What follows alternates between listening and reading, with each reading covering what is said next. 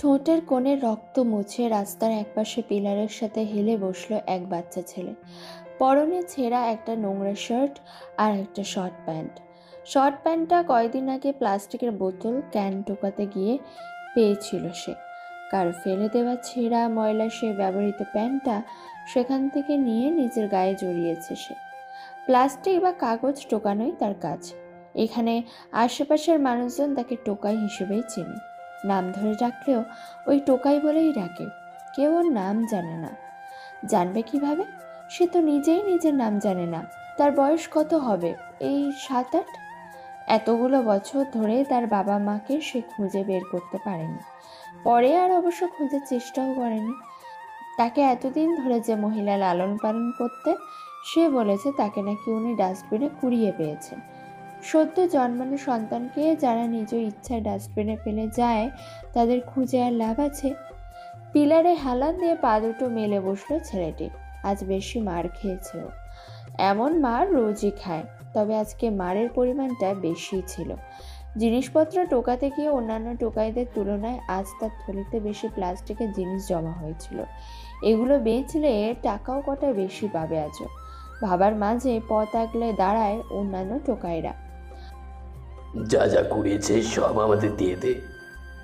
অন্য টোকাইদের কথা শুনে ও থলি চেপে মাথা নাড়ালো। আজ ওর ইচ্ছে করছে না কোনো কিছুর ভাগ দিতে। রোজ রোজ ও যা কুড়ায় তা ওরা নিয়ে যায়।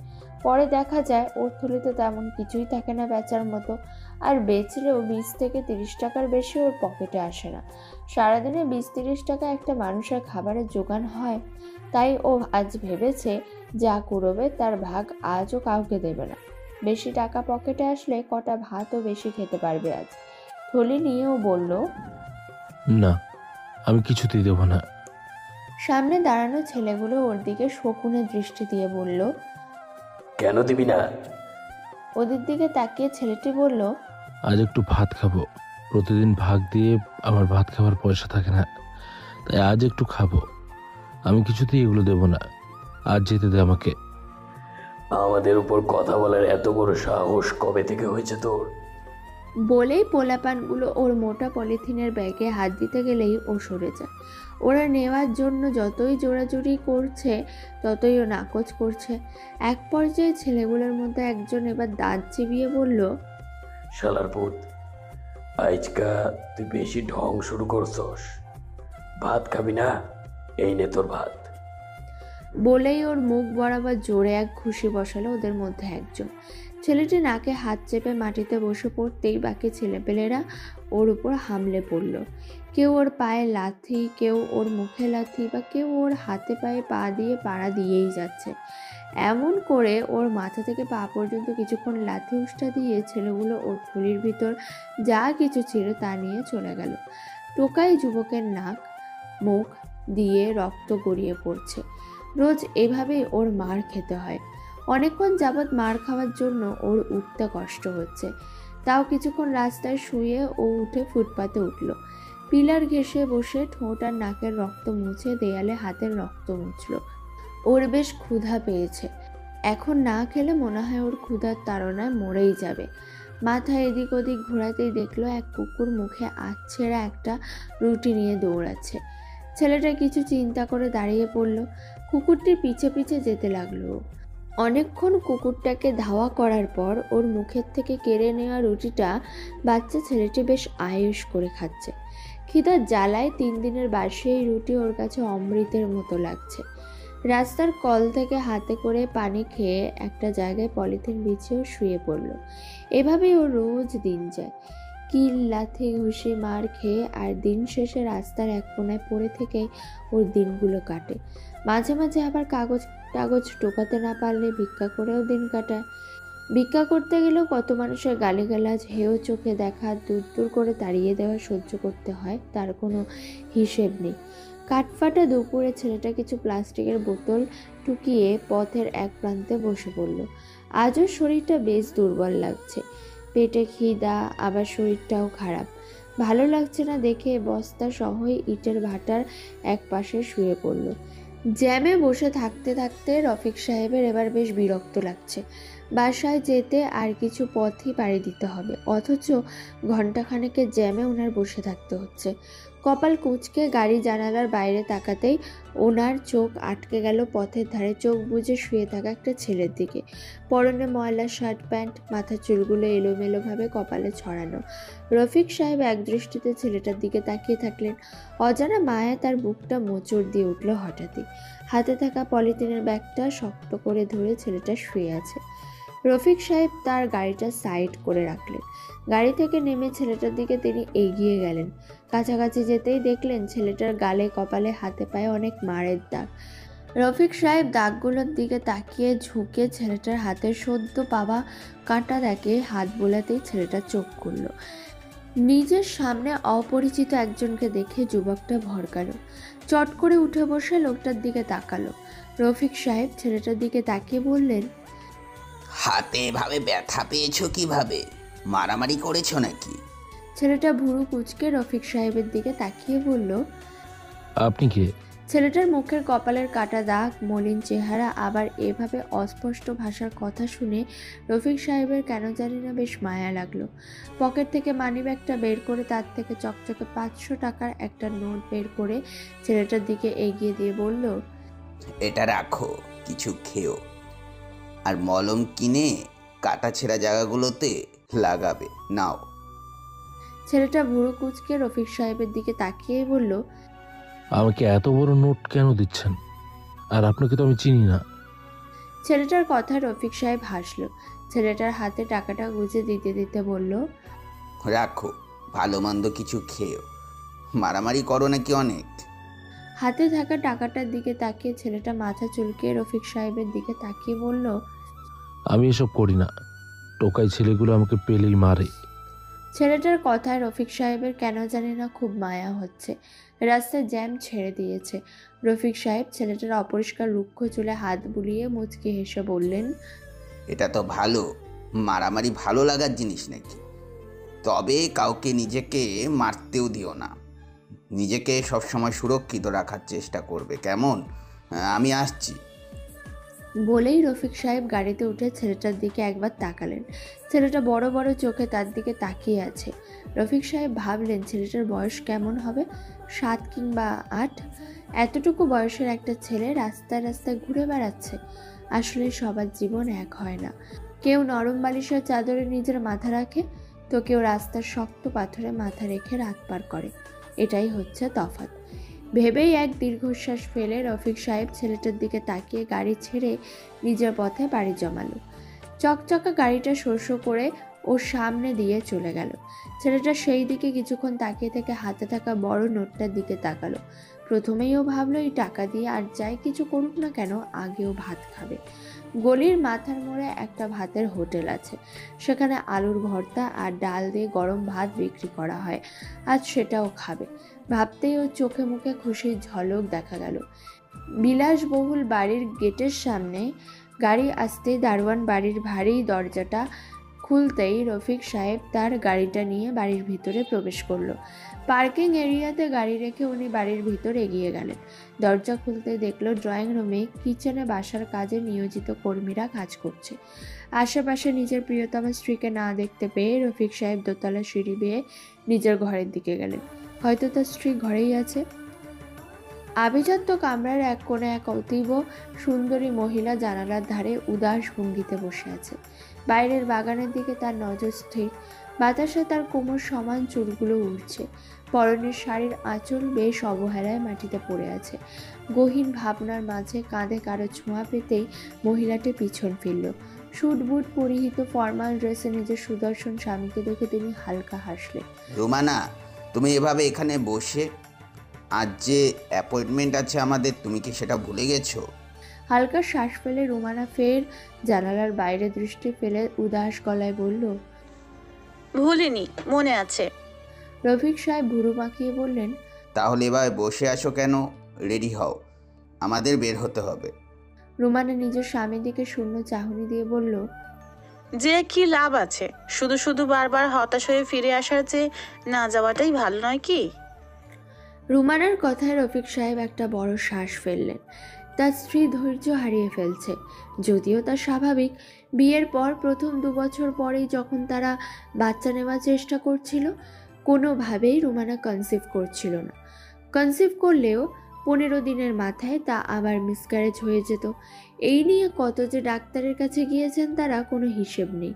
রিপোর্ট দেখে প্রায় সবাই বলেছে কিছু শারীরিক সমস্যাজনিত কারণে রুমানা নাকি কখনো সন্তান নিতে পারবে না। স্ত্রী তার এই কথা শুনে অনেক ভেঙে পড়লেও রফিক সাহেব রুমানাকে নিয়ে বিভিন্ন দেশে এমনকি সিঙ্গাপুরে গিয়েও সেখানকার বেস্ট ডক্টরের শরণাপন্ন হয়েছে। কিছু রিপোর্ট দেখার পর সেখানকার ডাক্তার জানায় রুমানা সন্তান ধারণ করার জন্য একদমই উপযুক্ত না। এছাড়া উনি একান্তেই বাচ্চা নিতে চাইলেও ওনার জীবন ঝুঁকি হওয়ার সম্ভাবনা রয়েছে। রফিক সাহেব কখনো নিজের স্ত্রীর জীবন বাজে রেখে বাচ্চা নেবেন না। এদিকে রুমানাও নিজের এই অবস্থা, বাচ্চা নিতে না পারার কষ্টে অনেকটাই ভেঙে পড়েছিলেন। তার মধ্যে নিজ শাশুড়িও ছেলের বউয়ের এমন করুণ অবস্থা দেখে আর 5টা শাশুড়ির মতো কোনো হেয় বা কটু কথা শোনায়নি, বরং ছেলের বউকে সাহস জুগিয়ে গেছে এই বলে যে কপালে ভালো কিছু আল্লাহ নিশ্চয়ই রেখেছেন।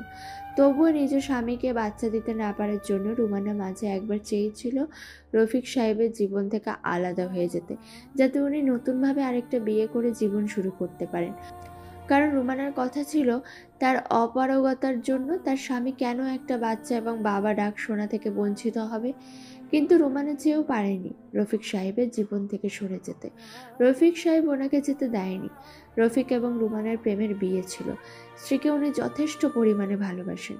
যেখানে নিজের স্ত্রীকে দিনে একবার না দেখলেই উনি অস্থির হয়ে যান, সেখানে কিভাবে উনি ওনার স্ত্রীকে যেতে দেবেন, তাও আবার একটা বাচ্চার জন্য? কখনোই না। স্ত্রীর এমন পাগলামো আর ভারাক্রান্ত মন দেখে রফিক সাহেব শেষমেশ ওনাকে বলেন তারা দরকার হলে বাচ্চা দত্তক নেবে।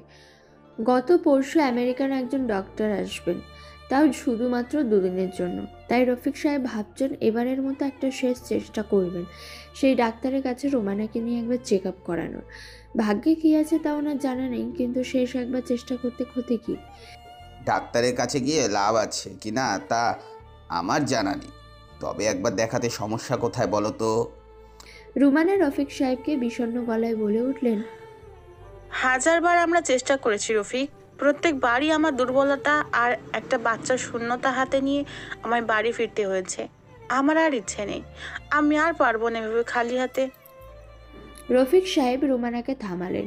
রুমানার হাত দুটো নিজের হাতের ভাঁজে নিয়ে বললেন, আমরা সবাই দুনিয়াতে খালি হাতেই আসি রুমা, আল্লাহ কিন্তু আমাদের কোনো না কোনো ভাবে পূর্ণ করেই দেয়। উনি কখনো এতটা নিরাশ ওনার কোনো বান্দাকেই করবে না রুমা। তাই আমি তোমাকে বলছি এতটাও ভেঙে পড়ো না, উঠো, একটু বিশ্বাস রাখো উপরওয়ালার উপর। যাও ফ্রেশ হয়ে এসো, আমরা কিছুক্ষণের মধ্যেই বের হব, না হলে ঠিক সময় মতন পৌঁছতে পারবো না। উঠো রুমা। রফিক সাহেবের এমন জোড়াজুড়িতে রুমানা বাধ্য হয়ে উঠে সরে ফ্রেশ হতে গেলেন। গরম গরম ভাত, সাথে আলুর ভর্তা, ডাল আর পেঁয়াজও তৃপ্তি সহকারে খাচ্ছে ছেলেটি। সাথে ক্ষণে ক্ষণে তৃপ্তির ঢেকুর তুলছে সে। ভাত খাওয়া শেষ হতেই হাত ধুয়ে ভাতের বিল চুকিয়ে ছেলেটা হোটেল থেকে বেরিয়ে গেল। ওর কাছে এখনও 500 টাকার থেকে 400 টাকা আছে। টাকাগুলো ভালো মতন প্যান্টের পকেটে ঢুকিয়েও সামনে এগিয়ে চলল। সামনে একটা আইসক্রিমের দোকান করতে ছেলেটি সেখানে গেল। পকেটে যেহেতু টাকা আছে, সেক্ষেত্রে একটা আইসক্রিম খেলে মন্দ হয় না। ভাবতেই ছেলেটা দোকানদারকে বলে উঠল, একটা সাদা আইসক্রিম দেবেন? সাদা আইসক্রিম মানে ভ্যানিলা? ছেলেটা মাথা নাড়িয়ে বলল। হ্যাঁ। দোকানদার ভুরু কুঁচকে বলল, ভ্যানিলা আইসক্রিমের দাম কিন্তু 30 টাকা। ছেলেটা পকেট থেকে কচকচে 100 টাকার একটা নোট এনে বলল, আজ আমার কাছে টাকা আছে, অনেকদিন ধরে খেতে ইচ্ছে করে, টাকার জন্য পারি না, এই না টাকা। দোকানদার কিছুক্ষণ ছেলেটার দিকে তাকিয়ে রইল। আইসক্রিমের ফ্রিজ খুলে সেখান থেকে একটা ভ্যানিলা আইসক্রিম ছেলেটার দিকে এগিয়ে দিতে ছেলেটা আইসক্রিম হাতে নিয়ে তাকে 100 টাকা এগিয়ে দিল। দোকানদার ছেলেটার দিকে তাকিয়ে বললেন, টাকা লাগবে না, যে আইসক্রিম খাজা। ছেলেটা ভুরু কুঁচকে বলল, কেন টাকা নেবেন না? এই শহরে টাকা ছাড়া কেউ কিছু দেয় নাকি? আমি দিলাম, যেদিন তুই অনেক বড় হবি সেদিন ফেরত করিস। দোকানদারের দিকে কিছুক্ষণ তাকিয়ে ছেলেটা আইসক্রিমটা নিয়ে নিল। হাতে থাকা টাকাটা পকেটে গুজে আইসক্রিমটা হাতে নিয়ে ও সেখান থেকে গিয়ে সামনের দিকে চলে গেল। প্যাকেটে মোড়ানো আইসক্রিমটা খেতে খেতে ও হাঁটতে লাগলো। হাঁটার মাঝে ও থামলো। ওর সামনে বিশাল আকারের একটা সাদা রঙের বিল্ডিং। বাইরে থেকে এই বিল্ডিংয়ের বিশাল মাঠ দেখা যাচ্ছে, যেখানে ছেলেরা মূলত ফুটবল খেলছে। এটা মূলত একটা স্কুলের বিল্ডিং। প্রায় সময় ও যখন কাগজ টোকাতে এখানে আসে, তখনও দেখে এই বিল্ডিংয়ের ভিতরে সাদা শার্ট বা ফ্রক পরে ছেলেমেয়েরা ব্যাগ কাঁধে ঢুকছে। ও তখন ছেলেমেয়েগুলোর দিকে তাকিয়ে থাকে, যেমনটা এখনও তাকিয়ে আছে স্কুলের মাঠে থাকা ছেলেগুলোর দিকে, স্কুলের বাগানের দিকে, স্কুলের বিশাল জানালাওয়ালা রুমগুলোর দিকে। ওদের দেখলে এই যুবকটার অনেক ইচ্ছে হয় ওদের সাথে পড়ার, স্কুলে যাওয়া আসা করার, একসাথে খেলার। কিন্তু হায়, ওর কপালে কি তা সম্ভব? একে তো ও টোকায়, তার উপর ওর কাছে নেই কোনো টাকা পয়সা। দিনে আয় করে সর্বোচ্চ 60-70 টাকা, যা ওর একবেলা ভাত খাওয়ার পিছনেই খরচ হয়ে যায়। সেখানে ও কীভাবে এই বড় স্কুলে পড়বে? তাই এই স্কুলে পড়া নিছকই ওর স্বপ্ন ওর কাছে। স্কুলের সামনে এভাবে ক্রমাগত দাঁড়িয়ে থাকতে দেখে একটা দারোয়ান ওর কাছে এগিয়ে এসে জিজ্ঞেস করলো, এখানে দাঁড়িয়ে আছিস কেন? যা ভাগ। ছেলেটা কিছুক্ষণ ভুরু কুঁচকে দারোয়ানের দিকে তাকিয়ে উত্তর দিল। একটুই তো দাঁড়িয়েছি, তাতে কি হয়েছে? দারোয়ান ওকে আর কিছু বলার আগে স্কুলের এক পিয়ন সেদিকে এসে বলল, এই তুই টোকাই না? প্রায় সময় তোকে এটা সেটা টোকাতে দেখি। ছেলেটা মাথা নাড়িয়ে জবাব দিল। হ্যাঁ। পিয়নটা এবার ওর দিকে তাকিয়ে বলল, আচ্ছা শোন, আমাদের স্কুলে মাঠের এদিকে অনেক বোতল, কাগজ, খোসা এসব পড়ে আছে। যে সবসময় এগুলো পরিষ্কার করে সে আজ আসেনি। তুই একটু মাঠটার সাইড দিয়ে পরিষ্কার করে দিবি? প্লাস্টিকের অনেক জিনিস আছে, তুই এইগুলো চাইলে নিয়ে যেতে পারিস। সাথে কাজের জন্য 300 দিব তোকে। ছেলেরা কিছুক্ষণ ভাবলো কাজটা করবে কি না, টাকা তো দেবেই। পরে কিছু একটা ভেবেও বলল। আচ্ছা, করব। পিয়ন মাথা নেড়ে দারোয়ানকে বলল, ওকে ভিতরে আসতে দাও, আর তুই আমার পিছন পিছন আয়, তোকে কাজ বুঝিয়ে দিচ্ছি। পিয়ন ওকে কাজ বুঝিয়ে দিয়ে যাওয়ার পর ও নিবিড়ে ওর কাজ করতে লাগলো। ডাস্টবিনে ময়লাগুলো ফেলার পর ও একটা ব্যাগে করে প্লাস্টিক আর কাগজের জিনিসগুলো গোছাতে লাগলো। সব কিছু পরিষ্কার শেষে ব্যাগটাও এক সাইডে রাখতে ওর পায়ের কাছে জোর কদমে একটা বল এসে পড়লো। ও সেদিক তাকাতেই দেখলো মাঠে খেলা ছেলেগুলোর ফুটবল ওর পায়ের কাছে এসে পড়েছে। ও বলটার দিকে এগোতেই একটা ছেলে হাঁপাতে হাঁপাতে ওর থেকে কিছুটা দূরে দাঁড়িয়ে বলল, এই বলটা দে তো। টোকাই ছেলেটি ওই ছেলেটার দিকে তাকিয়ে রইল। ছেলেটার চোখে চশমা, পরনে দামি ভালো সাদা আর কালোর মিশ্রণে টি শার্ট, হাঁটু পর্যন্ত শর্ট প্যান্ট, পায়ে বড় বড় খেলাধুলো করার জন্য স্পোর্টস শু আর মোজা। দেখেই বোঝা যাচ্ছে বেশ ধনী পরিবারের ছেলেও।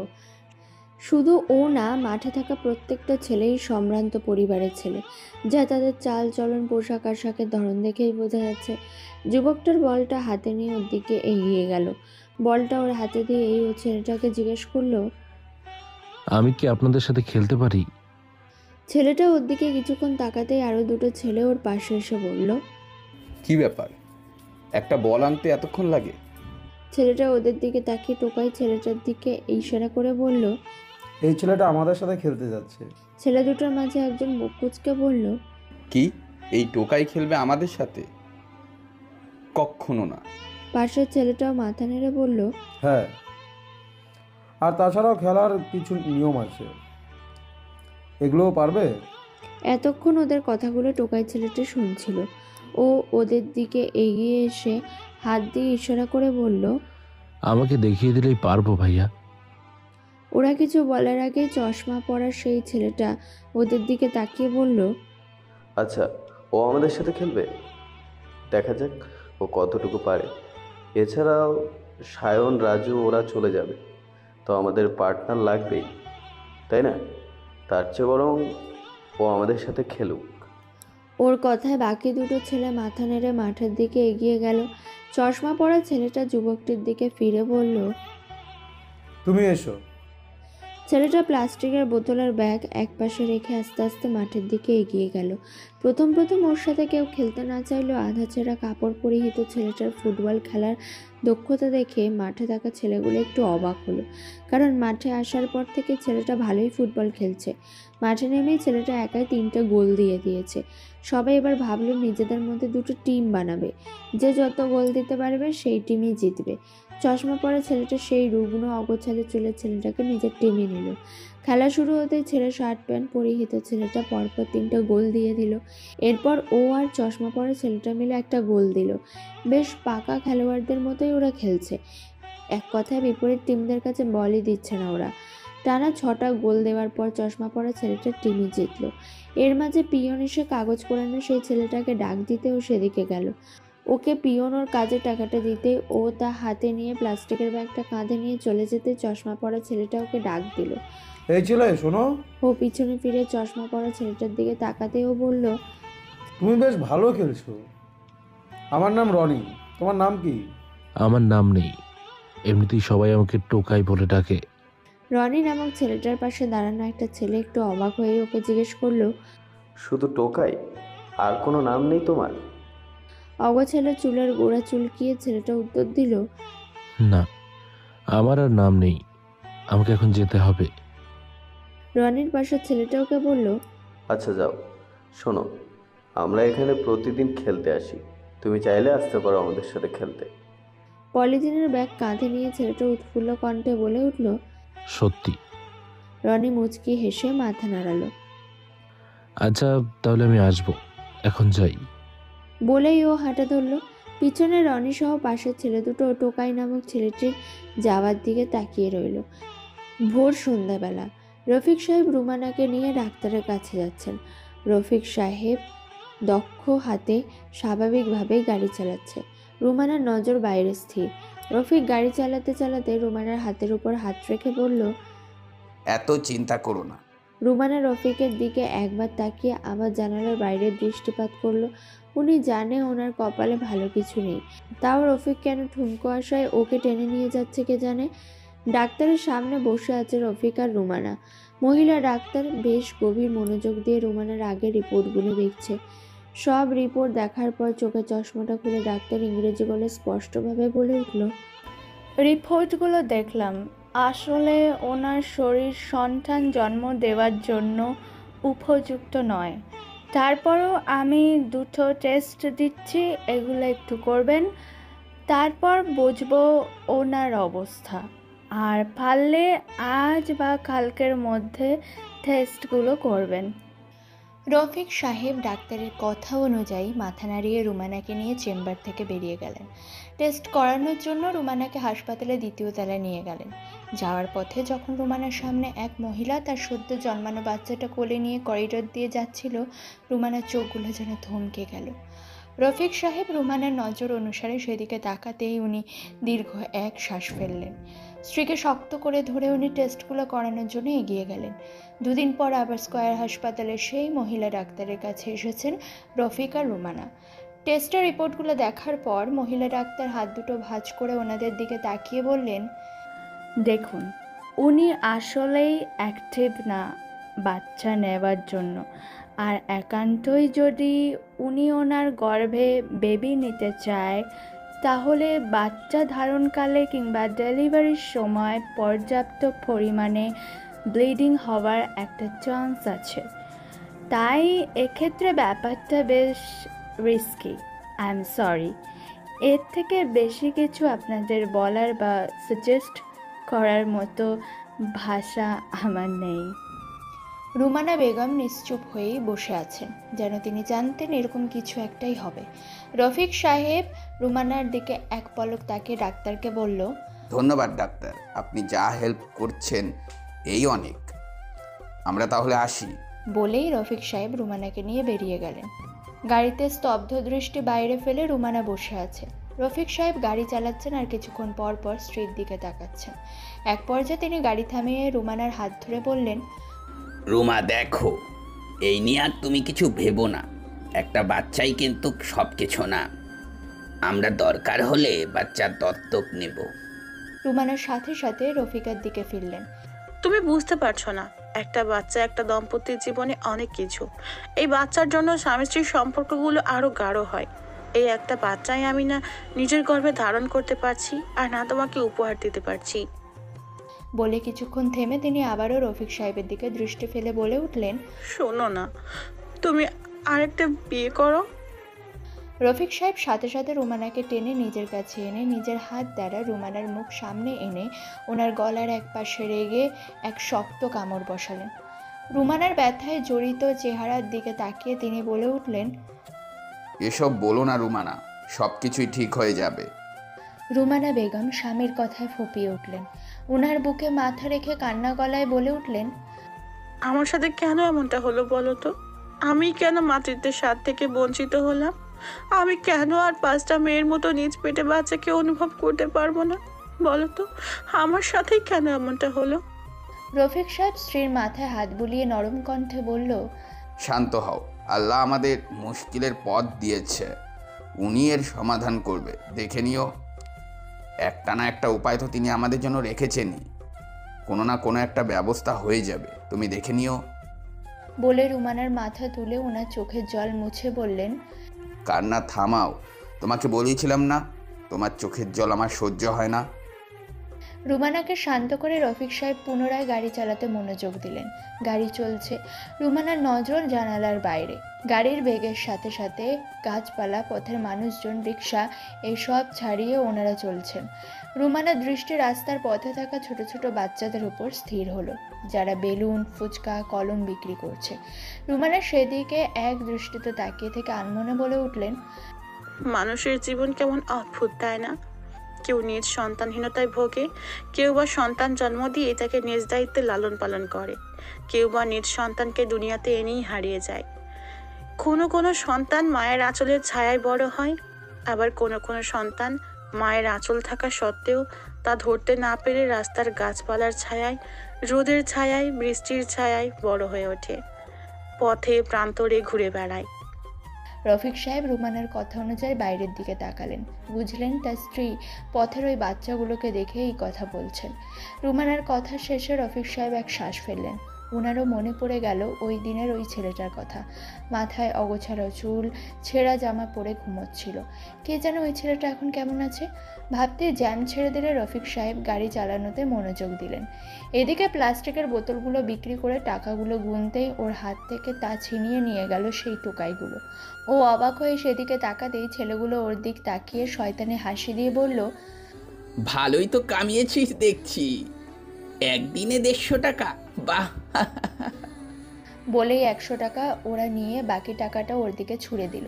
টাকাটা কুড়িয়ে হাতে নিয়ে ছেলেটি ওদের দিকে তাকিয়ে অসহায় কণ্ঠে বলল, এই টাকাগুলো আমি সারাদিন কাজ করে পেয়েছি, তোমরা কিছুতেই এই টাকাগুলো নিতে পারো না। আমার টাকা আমাকে ভালোই ভালোই ফেরত দাও, নয়তো ভালো হবে না বলছি।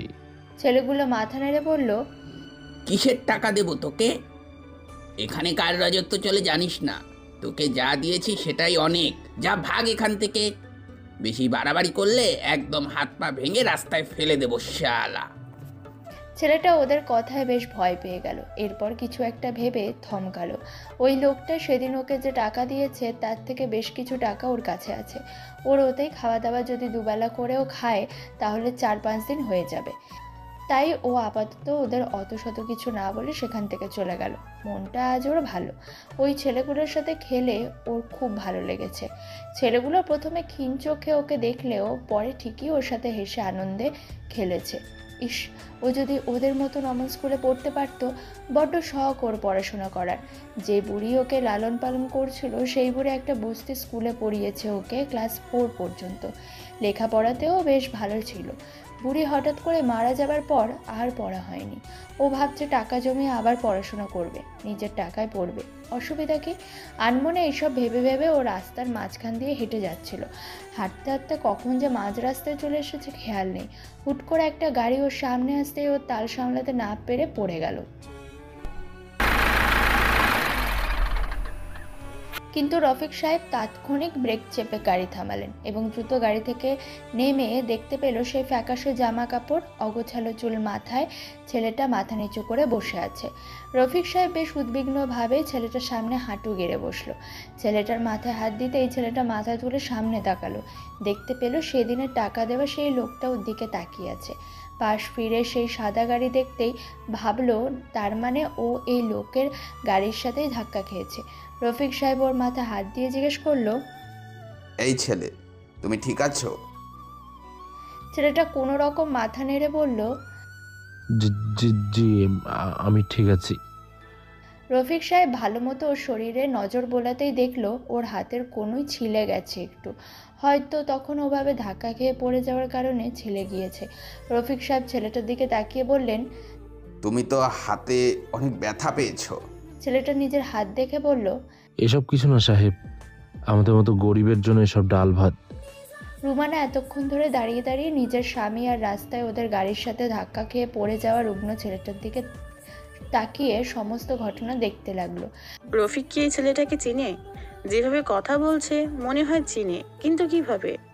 রুমানা ছেলেটার দিকে ভালো মতো নজর দিতে দেখলো ছেলেটার পরনে ধুলো মাখা জামা কাপড়, অগোছালো চুল, পায়ে কোনো জুতো নেই। পথের ছেলে মনে হচ্ছে ওকে, কিন্তু এই ছেলেটাকে রফিক চেনে কিভাবে তাহলে? রফিক সাহেব ছেলেটাকে ধরে দাঁড় করালো। স্ত্রীর দিকে তাকাতেই দেখলো রুমানা ওনার দিকে জিজ্ঞাসু দৃষ্টিতে তাকিয়ে আছে। রফিক সাহেব বুঝলো রুমানার চোখের ভাষা, তাও রফিক রুমানাকে আপাতত ছেলেটার দিক ইশারা করে বলল, রুমা, তুমি একটু ওর সাথে থাকো, আমি আসছি। রুমানা মাথা নাড়াতেই রফিক সাহেব ছেলেটাকে ওনার কাছে দিয়ে কোথাও যেন গেল। রুমানা এবার মাথা নিচু করে রাখা ছেলেটার দিকে এগিয়ে গেল। ছেলেটা ময়লা হাতে নিজের হাতের কাটা জায়গা ধরতেই রুমানা বলে উঠল, কাটা জায়গায় এভাবে ধরো না, ইনফেকশন হয়ে যাবে। ছেলেটা মেয়েলি গলায় মাথা তুলে তাকালো। ছেলেটা মাথা তুলতেই রুমানা এবার স্পষ্ট ছেলেটার চেহারা দেখতে পেল। ছোট গোলগাল চেহারায় বড় বড় চাহনি দিয়ে ছেলেটা ওর দিকে তাকিয়ে আছে। ছেলেটার চোখগুলো দেখে রুমানার মনটা কেমন যেন করে উঠল। কি মায়া সেই চাহনিতে! আপনি কে? হুট করে এমন অস্পষ্ট ভাষা শুনে বুঝতে না পেরে রুমানা কিছুক্ষণ ভুরু কুঁচকে ওর দিকে তাকিয়ে থেকে খানিক বাদে তার মানে বুঝতে পেরে হাসলো। ছেলেটা এভাবে সামনে দাঁড়ানো মহিলাকে হাসতে দেখে ওনার দিকে ভালোভাবে তাকালো।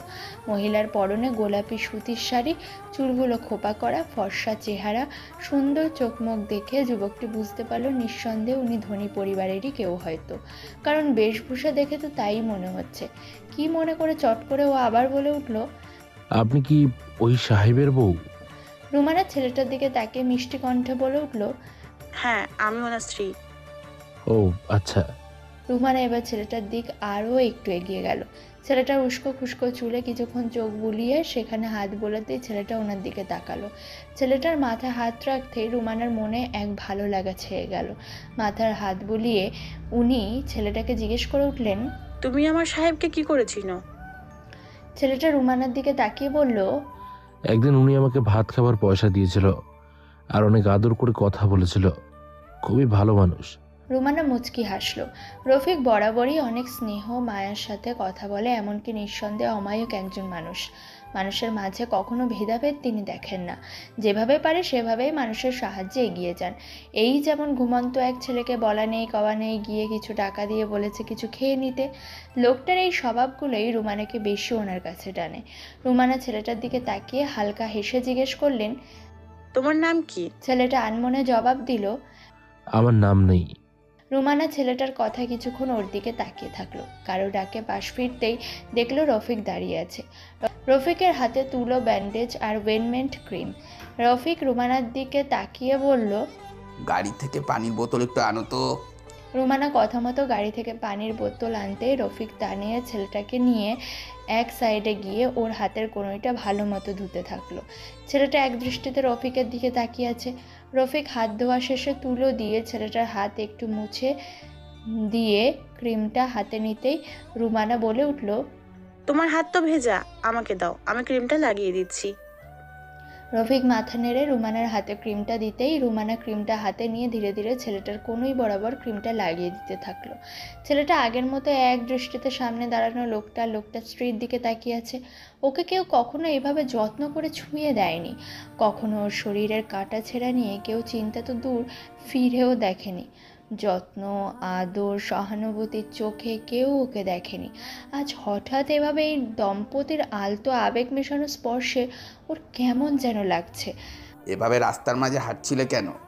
রফিক সাহেবের কথায় ছেলেটা নিজ ভাবনা থেকে ফিরে ওনার দিকে তাকালো, মাথা নিচু করে নিজের হাতের ক্ষতের দিকে তাকিয়ে বলল, রাস্তার পাশে দিয়েই হাঁটছিলাম, কিন্তু কিভাবে যে মাঝখানে এসে পড়লাম। হাতে ক্রিম মাখানো শেষে রুমানা সযত্নে ছেলেটার হাতে ব্যান্ডেজ লাগিয়ে দিল। ছেলেটার চেহারার দিকে তাকিয়ে দেখলো ছেলেটার মুখে ধুলো মাখা। রুমানা কিছু না ভেবেই নিজের দামি নরম শাড়ির আঁচল এগিয়ে নিয়ে নিজের হাতে ভাঁজ করে ছেলেটার মুখ মুছে দিল। ছেলেটি এমন স্পর্শে থমকে গেল। রুমানা শাড়ির আঁচল সরিয়ে নিতেই ও রুমানার দিকে তাকালো। ওর খুব ইচ্ছা হচ্ছিল এমন আদুরে স্পর্শ বারবার পেতে। রুমানা ওর মাথায় হাত দিয়ে বলল, আর এভাবে রাস্তায় হেঁটো না, সাবধানে চলাফেরা করবে, কেমন? ছেলেটা মাথা নাড়ল। রফিক সাহেব পকেট থেকে 500 টাকার একটা নোট বের করে ছেলেটার দিকে এগিয়ে দিয়ে বলল, এটা রাখো। ছেলেটা চকচকা সেই নোটের দিকে কিছুক্ষণ তাকিয়ে বলল, আমার টাকা লাগবে না সাহেব। রফিক সাহেব আর রুমানা দুজনের দিকে অবাক হয়ে তাকালেন। রফিক সাহেব ছেলেটাকে বলল, কেন? ছেলেটা ওনার দিকে তাকিয়ে বলল, আগে যে টাকা দিয়েছিলেন সেটাই আছে আমার কাছে, আর আমি কারো কাছে ঋণী থাকতে চাই না। রফিক সাহেব আর রুমানা দুজনেই ছেলেটার কথা অবাক হলেন। রফিক সাহেব ছেলেটাকে টেনে নিজের দিকে এনে বললেন, এটা কোনো ঋণ নয়, আমি খুশি হয়ে দিয়েছি। ছেলেটা ক্রমাগত মাথা নাড়ালো। রুমানা বুঝলো ছেলেটা ওদের টাকা এভাবে নেবে না, তাই রফিক সাহেব অগত্যা ছেলেটাকে কিছু ফলমূল আর ডিম খিচুড়ি কিনে দিয়ে গেল রাতে খাওয়ার জন্য। ছেলেটাকে কিছুক্ষণ আদর করে রফিক আর রুমানা চলে গেল। ছেলেটার ফের সেই সাদা গাড়ি চলে যাওয়ার দিকে তাকিয়ে রইল। বাড়িতে এসে ফ্রেশ হয়ে বিছানায় গা এলিয়ে দিলেন রফিক সাহেব। রুমানা আয়নার সামনে বসে চুল আঁচড়াচ্ছিল। আসার পর রফিক তাকে সব বলেছে, কিভাবে ওই ছেলেটাকে সে চেনে, সব কিছুই। রুমানাকে এভাবে একধানে বাইরে তাকিয়ে থাকতে দেখে রফিক সাহেব শোয়া থেকে উঠে বসলো। এভাবে বাইরে থাকি কি দেখছো? রুমানা স্বামীর কথায় তার দিকে তাকিয়ে বলল, ভাবছিলাম ছেলেটার কথা, কি মায়া চেহারায়, তাই না? এতটুকু একটা বাচ্চা পড়াশুনো করবে, বাবা মায়ের আদরে থাকবে, ভালো জায়গায় থাকবে, সেখানেও পথে পথে ঘুরে বেড়াচ্ছে। রফিক সাহেব কিছু বলল না, রুমানার দিকে তাকিয়ে রইল।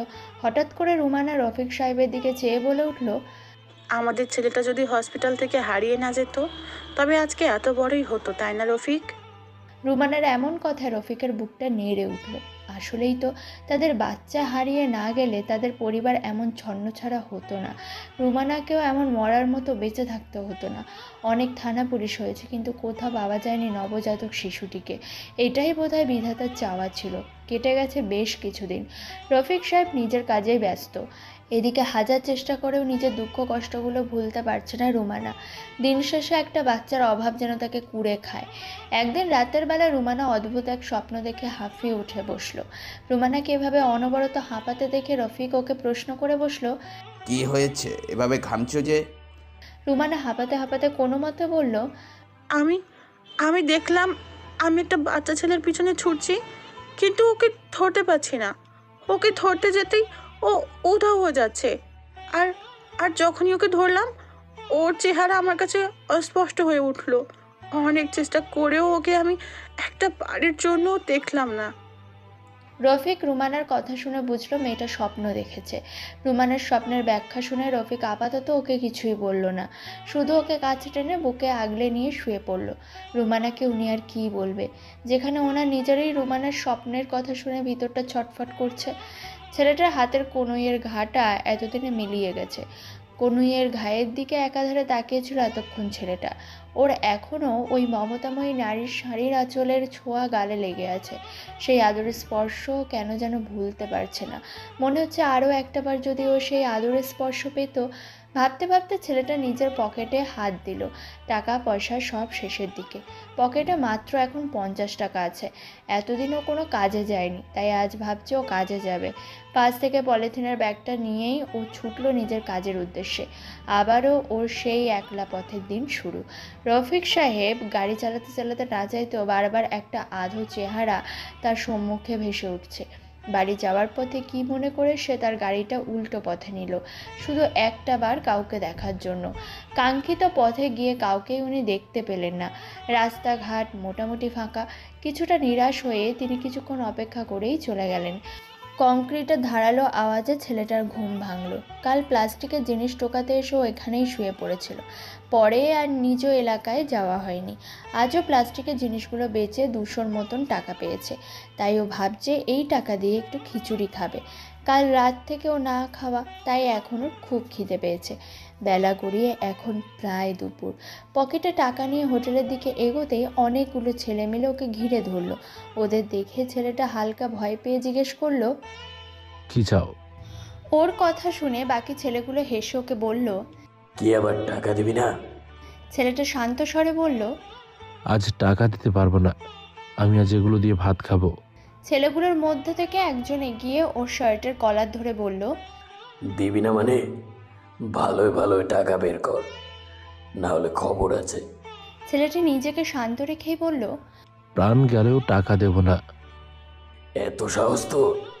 বলেই ছেলেটা ওর মুখ বরাবর একটা ঘুষি মারল। ছেলেটা নাক ধরে দেখলো রক্ত বেরিয়ে আসছে। ওর যেন নিজের রক্ত দেখে এখন বেশ রাগ লাগছে। রাগে দুঃখে ওর জিদ বাড়তে থাকলো। আর কত এভাবে মার সহ্য করা যায়? নিজেকে সামলাতে না পেরে ও সামনের ছেলেটার মুখ বরাবর জোরে এক থাপ্পড় মারল। এবার সবাই ওর এমন আক্রমণে অবাক হয়ে গেলে ওকে পাল্টা আঘাত করতে ওর দিকে সবাই হিংস্রভাবে এগিয়ে ওকে খাবলে ধরতেই কেউ একজন ওদের সামনে এসে দাঁড়িয়ে পড়ল। মাথা তুলে দেখতেই পেল নীল রঙের স্যুট বুট পরা এক লোক ওদের সামনে দাঁড়িয়ে আছে। আপনি কে? আমাদের সামনে থেকে সরেন। না সরলে কি করবে? পরিচিত গলার আওয়াজ কানে আসতে ছেলেটি মাথা তুলে দেখতে পেল সেই পরিচিত সাহেব তার সামনে দাঁড়িয়ে আছে। তাকে দেখে কেন জানি না ওর মনে অদ্ভুত ভালো লাগার রেশ বয়ে গেল। আনমনেই ও পিছন হতে রফিক সাহেবের প্যান্ট আঁকড়ে ধরল। সামনে থেকে সরুন, অযথা আমাদের ঝামেলায় নাক গলাবেন না। রফিক সাহেব পিছু ফিরে একবার ছেলেটার দিকে তাকিয়ে মায়ার দৃষ্টি ফেলে কঠোর আওয়াজে সামনে তাকিয়ে বলল, আর এক পা সামনে এগোলেই আমি পুলিশকে কল দিতে বাধ্য হব, তখন কি হবে বুঝতেই পারছো। ছেলেগুলো রফিক সাহেবের কথায় ভয় পেয়ে এবার একটু পিছালো, কারণ পুলিশ আসলে নিশ্চয়ই তোরা জেলের ভিতর থাকবে। রফিক সাহেব পিছু ফিরে ছেলেটার নাকে রক্ত দেখে সেখানে জলদি তার পকেট হতে রুমাল বের করে চেপে ধরলো। ওদের মধ্যে একজন তা দেখে বলে উঠল, এই টোকাই ভিখারি ছেলে আপনার কি হয়? ওর জন্য আপনার এত দরদ কেন? রফিক সাহেব নাকে রক্তমাখা ছেলেটাকে এবার নিজের কোলে নিয়ে বলল, ও টোকাই না, ও আমার ছেলে। বলেই ওকে নিয়ে রফিক সাহেব গাড়ির দিকে এগিয়ে গেল। হুট করে পিছন ফিরে বলে উঠল, আর আজ থেকে আমার ছেলে আশেপাশে ওকে আঘাত করার উদ্দেশ্য নিয়ে যদি তোমাদের ফের দেখি তাহলে তোমাদের পরিণাম খারাপ হবে। রুমানা মাত্রই টেবিল গুছিয়েছেন। কলিং বেলের আওয়াজে গেট খুলতে নিজের স্বামীর কোলে সেদিনের সেই ছেলেটাকে আহত অবস্থায় দেখে উনি চোখ কপালে তুলে বললেন, এ কি, ওর এই অবস্থা কেন? রফিক সাহেব ছেলেটাকে কোলে নিয়ে বসার ঘরে ঢুকে বললেন, মার খেয়েছে রাস্তার ছেলেদের হাতে, ড্রেসিং বক্সটা নিয়ে এসো। রুমানা বেগম রফিক সাহেবের কথা মতো ড্রেসিং বক্সটা নিয়ে আসতেই রফিক ছেলেটাকে নাকের আঘাতে ড্রেসিং করে মলম লাগিয়ে দিল। রুমানা বেগম ছেলেটার পাশে ওর মাথায় হাত বুলিয়ে বলল, এখন কি করবে? রফিক সাহেব ছেলেটার দিকে তাকিয়েই বলে উঠল, কিচ্ছু না, ও এখন থেকে এখানেই থাকবে। রুমানা বেগম হালকা চমকে উঠলেন। মানে? রফিক সাহেব রুমানার দিকে আবার দৃষ্টি মেলে বলল, ও আজ থেকে আমাদের সন্তান রুমানা। রফিক সাহেবের এমন কথায় রুমানা কিং কর্তব্য বিমূঢ় হয়ে তার দিকে তাকিয়ে রইল। রফিক সাহেব এমন একটা কথা বলবে এটা হয়তো ওনার ভাবনাতেও ছিল না। এদিকে রফিক সাহেবের নজর রুমানার দিকে স্থির। খুব স্বাভাবিকভাবেই তিনি রুমানার দিকে তাকিয়ে আছেন। ঘরে ইতিমধ্যে রফিক সাহেবের বাবা মা সবাই উপস্থিত হয়েছে। রুমানা অনেকক্ষণ পর নিজের অনড় মুখখানা খুলে বলল, তুমি এসব কি বলছো? সন্তান মানে? রফিক সাহেব রুমানার দৃষ্টি আর কথাবার্তা সবটা পরখ করলো। পাশে দাঁড়ানো ছেলেটার হাতখানা নিজের হাতের ভাঁজে নিয়ে রুমানার দিকে এগিয়ে গেল। রুমানা স্তম্ভ দৃষ্টিতেই রফিক সাহেব আর ছেলেটার দিকে তাকিয়ে রয়েছে। রফিক সাহেব এসে রুমানাকে ধীরভাবেই বলা শুরু করলো, অবাক হচ্ছে রুমা? অবাক হওয়াটাই স্বাভাবিক, কারণ কথাটা অবাক বা চমকানোর মতোই, কিন্তু আমি যা বলছি তা ভেবেচিন্তেই বলছি রুমা। রুমানা কিছু বলছে না। রফিক সাহেব রুমানার নীরব মুখখানার দিকে তাকিয়ে আবারও বলা শুরু করলো, আমরা তো ভেবেই নিয়েছিলাম আমরা একটা বাচ্চা দত্তক নেব, ঠিক করেওছি, করব। অবহেলায় বা অনাদারে ফেলে যাওয়া একটা নিষ্পাপ শিশুকে আমরা ঘরে এনে নিজেদের পরিচয় বড় করব। যেহেতু একদিন না একদিন একটা বাচ্চা আমাদের ঘরে আসতোই, ধরে নাও এই ছেলেটাই সেই বাচ্চা। রুমানা বিস্মিতভাবে রফিক সাহেবের দিকে তাকিয়ে রয়েছে। রফিক সাহেবের একটা কথাও মিথ্যে নয়, একদিন না একদিন বাচ্চা দত্তক তারা নিতই, কিন্তু তার জন্য কিছুটা সময় প্রয়োজন ছিল। উনি ভেবেছিলেন কোনো নবজাতক শিশুকেই তিনি আনবেন, কিন্তু এই পথের ছেলেকে রফিক সাহেব এভাবে ঘরে এনে তুলবে এটা উনি কখনোই চিন্তা করেনি। রফিক রফিক এই ছেলেটাকে দত্তক নিবে মানে? ওকে কয়দিনই বা হয়েছে তুমি চিনো? ভেবেছিলাম দেখে শুনে একটা ছোট বাচ্চাকেই আমরা আনবো, কিন্তু তুমি এর মধ্যে হুট করে ওকে। রফিক সাহেব রুমানার কথার মাঝে ধীরে বলে উঠল, আমি ওকে হয়তো বেশি দিন ধরে চিনি না, কিন্তু যা চিনেছি তা আমার জন্য যথেষ্ট। একটা বাচ্চাকে নিজের ঘরে এনে লালন পালনের জন্য। হ্যাঁ, একটা ছোট্ট বাচ্চাকে এনে তাকে ধীরে ধীরে নিজের চোখের সামনে বড় হতে দেখার ইচ্ছে আমারও ছিল। কিন্তু রুমা, এই ছেলেটাও তো অনেক ছোট, কতটুকু বা হবে ওর বয়স? আমরা একটা বাচ্চাকে এনে তার ছেলেবেলা থেকে বড় হওয়া পর্যন্ত দেখার কত ইচ্ছে আমাদের, অথচ দেখো এই ছেলেটা ছোটবেলা তো দূর, দুবেলা কি করে খাবে এটাও দেখার মতন কেউ নেই তার। মাঝে রফিকের বাবা হুট করে বলে উঠল, অনেক রাস্তার ছেলে এভাবে বড় হয়, এমন কত ছেলে আছে হিসেব আছে? তাই বলে তুই এভাবে বলা নেই কোয়া নেই একটা ছেলেকে নিয়ে এসে দত্তক নিবি বলছিস? মাথা ঠিক আছে তোর? রফিক হাসল, নিজের বাবার দিকে তাকিয়ে বলল, ঠিক বলেছ, এমন কত ছেলেই আছে, তাদের দেখা তো দূরে, গুনার মতন মানুষও নেই। আর ওই না দেখো, বাচ্চাগুলো একটা ভালো জীবন ডিজার্ভ করে। তাই আমি সিদ্ধান্ত নিয়েছি ওই অবহেলা থাকা জীবনগুলোর মাঝে একটা জীবনকে আমি আমাদের জীবনের মাঝে রাখবো। নিজের মতন করে সেই তুচ্ছ হয়ে থাকা ছোট জীবনটাকে বড় করব। রফিক সাহেব এবার রুমানার দিকে ফিরে আকুল কণ্ঠে বলল, রুমা, দত্তক নেওয়ার জন্য বাচ্চাগুলো যদি কিছু দম্পতি নিয়ে লালন করতে পারে, তাহলে আমরা কেন একটা পথের বাচ্চাকে নিজের মাঝে এনে বড় করতে পারি না? তোমার মনে ভয় বা সংশয় যাচ্ছে একটা বাচ্চাকে কিভাবে এনে মানুষ করার কথা বলি, কিন্তু রুমা, এই ছেলেটার দিকে তাকিয়ে দেখো একবার। তোমাদের কি মনে হয় এই ছেলেটা রাস্তার ছেলে বলে ভবিষ্যতে কোনো বিপদের কারণ হতে পারে? কিন্তু রুমা, এই ছেলেটাকে কি দেখে মনে হয় আদেও আমাদের জন্য বিপদের কারণ হবে ও? রুমানা রফিক সাহেবের কথায় বাচ্চা ছেলেটার দিকে তাকালো, যে কিনা আপাতত কৌতূহল চোখে তাদের দিকে তাকিয়ে আছে। রুগ্ন চেহারার কপালের একপাশে ক্ষতের দাগ, হয়তো আবারও মার খেয়েছে। বড় বড় চোখগুলোর ডাগর চাহনির দিকে তাকাতেই রুমানার মনটা কেমন যেন নড়ে উঠল। কি নির্মল সেই চাহনি, যেন একরাশ মায়া সেই চোখে খেলছে। আচ্ছা, এই ছেলেটা শুধুমাত্র পথের ছেলে বলে কি বিপদের কারণ হতে পারে, যে কিনা অন্যান্য পথের ছেলেদের দ্বারা মার খেয়ে নির্যাতন ঘাত সহ্য করেও কিছু বলে না? সে কি করে অন্যের ক্ষতি করতে পারে? রফিক সাহেব এগিয়ে এসে ছেলেটার হাত রুমানার হাতে দিতেই রুমানা রফিকের দিকে তাকাতেই চোখের ইশারা অনুযায়ী রুমানা সেই হাত জোড়া ধরল। রুগ্ন নরম হাত জোড়া রুমানা নিজের হাতে ভাঁজে নিতেই এক উষ্ণ ছোঁয়ায় একটু নড়ে চড়ে উঠল সে। একজোড়া ছোট হাত ধরার আশায় সে কত এভাবে আশা বুনেছে, আর আজ একজোড়া উষ্ণ হাত ঠিকই তার হাতের ভাঁজে এসে গেঁথেছে।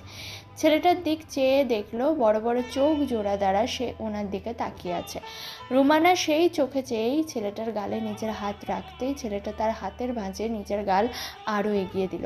তা দেখে রুমানার খুব ইচ্ছে হলো ছেলেটাকে আরও একটু ছুঁয়ে দেখার। রুমানা আকুলভাবে ছেলেটাকে নিজের আরেকটু কাছে এনে অজান্তেই ছেলেটাকে নিজের সাথে জড়িয়ে ধরতেই রুমানার পুরো শরীর কেঁপে উঠল। একটা ছোট প্রাণ নিজের সাথে এভাবে জড়িয়ে ধরার জন্য এক অসহনীয় তৃষ্ণা তিনি এতদিন ছটফট করছিলেন। আর এখন ছেলেটাকে এভাবে নিজের সাথে জড়িয়ে ধরতেই যেন মনে হচ্ছে উনি কিছু একটা ফিরে পেয়েছেন। এতদিন ওনার মনে হতো কিছু একটা থেকেও যেন ওনার কিছুই নেই, কিন্তু এখন আর সেটা মনে হচ্ছে না। কেন কেন এমনটা কেন হচ্ছে? রুমানা বেগম কাঁধে কারো স্পর্শ পেতেই দেখলেন ওনার শাশুড়ি ওনার দিকে শান্ত চোখে তাকিয়ে আছেন। রফিক যে কথাগুলো বলেছে অযৌক্তিক কিছু বলে আমার মনে হয়নি। তুমি চাইলে একটা সুযোগ দিয়ে দেখতে পারো। আল্লাহ কার কপালে কি লিখে রেখেছে সেটা আমি বা তুমি আমরা কেউই জানি না। ওনার উপর ভরসা রেখে দেখো। বাহির থেকে দেখেই সবাইকে তো আর চেনা যায় না, তাই না? রুমানা রফিকের দিকে তাকাতে রফিক চোখ বুঝে ইশারা করলো। রুমানা মাথা নিচু করে ছেলেটার দিকে তাকালো, অতঃপর ছেলেটাকে বুকের সাথে জড়িয়ে ধরে কেঁদে দিলেন। হ্যাঁ, উনি একটা সুযোগ দেবে। এই বাচ্চাটাকে উনি আর রফিক মিলে মানুষ করবে, একদম নিজেদের ছায়ায় বড় করবে। এতদিন নিজেকে খালি খালি লাগলেও এখন কেন যেন আর খালি খালি মনে হচ্ছে না। মনে হচ্ছে কিছু একটা উনি যেন ফিরে পেয়েছেন। হ্যাঁ, পেয়েছেন তো। বহু অপেক্ষার পর একজনকে উনি পেয়েছেন যে কিনা তার কিছু অপারগতা ভুলিয়ে দিতে পারবে। রুমানা হাঁটু গেড়ে বসে ছেলেটার ছোট মুখখানা নিজের হাতের ভাঁজে নিয়ে বলল, শোন, আজ থেকে আমি তোর মা, কেমন? আর এই যে ওনাকে দেখতে পাচ্ছিস, উনি তোর বাবা, বুঝেছিস? রফিককে ইশারা করে রুমানা কথাগুলো বলে উঠল। ছেলেটা সেদিক তাকিয়ে চিকন স্বরে বলল, বাবা ডাকবো কেন? উনি তো সাহেব হয়। রফিক সাহেব হেসে ছেলেটির পানে এগিয়ে গিয়ে বললেন, সাহেব না, এখন থেকে এই মুহূর্ত থেকে তুমি আমাকে বাবা বলে ডাকবে, কারণ আজ থেকে আমরা তোমাকে আমাদের কাছেই রেখে দেব। এই বাড়িতে তুমি থাকবে, খেলবে, ঘুমাবে, যা ইচ্ছে তাই করবে। ছেলেটা অবাক চোখে ওনাদের দুজনের দিকে তাকিয়ে রইল।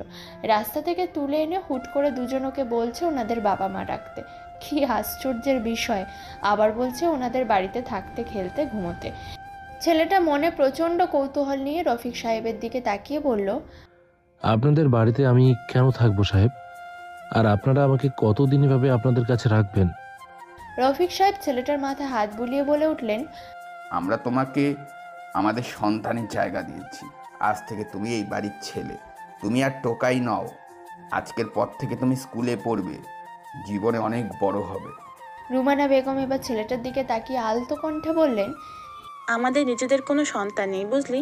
তুই যেমন পথে পথে ঘুরতিস কিছু রোজগারের জন্য, আমরাও ওইভাবে হন্যা হয়ে বিভিন্ন জায়গায় ঘুরেছি একটা বাচ্চার জন্য, কিন্তু তা হয়ে ওঠেনি, কপালে নেই আর কি।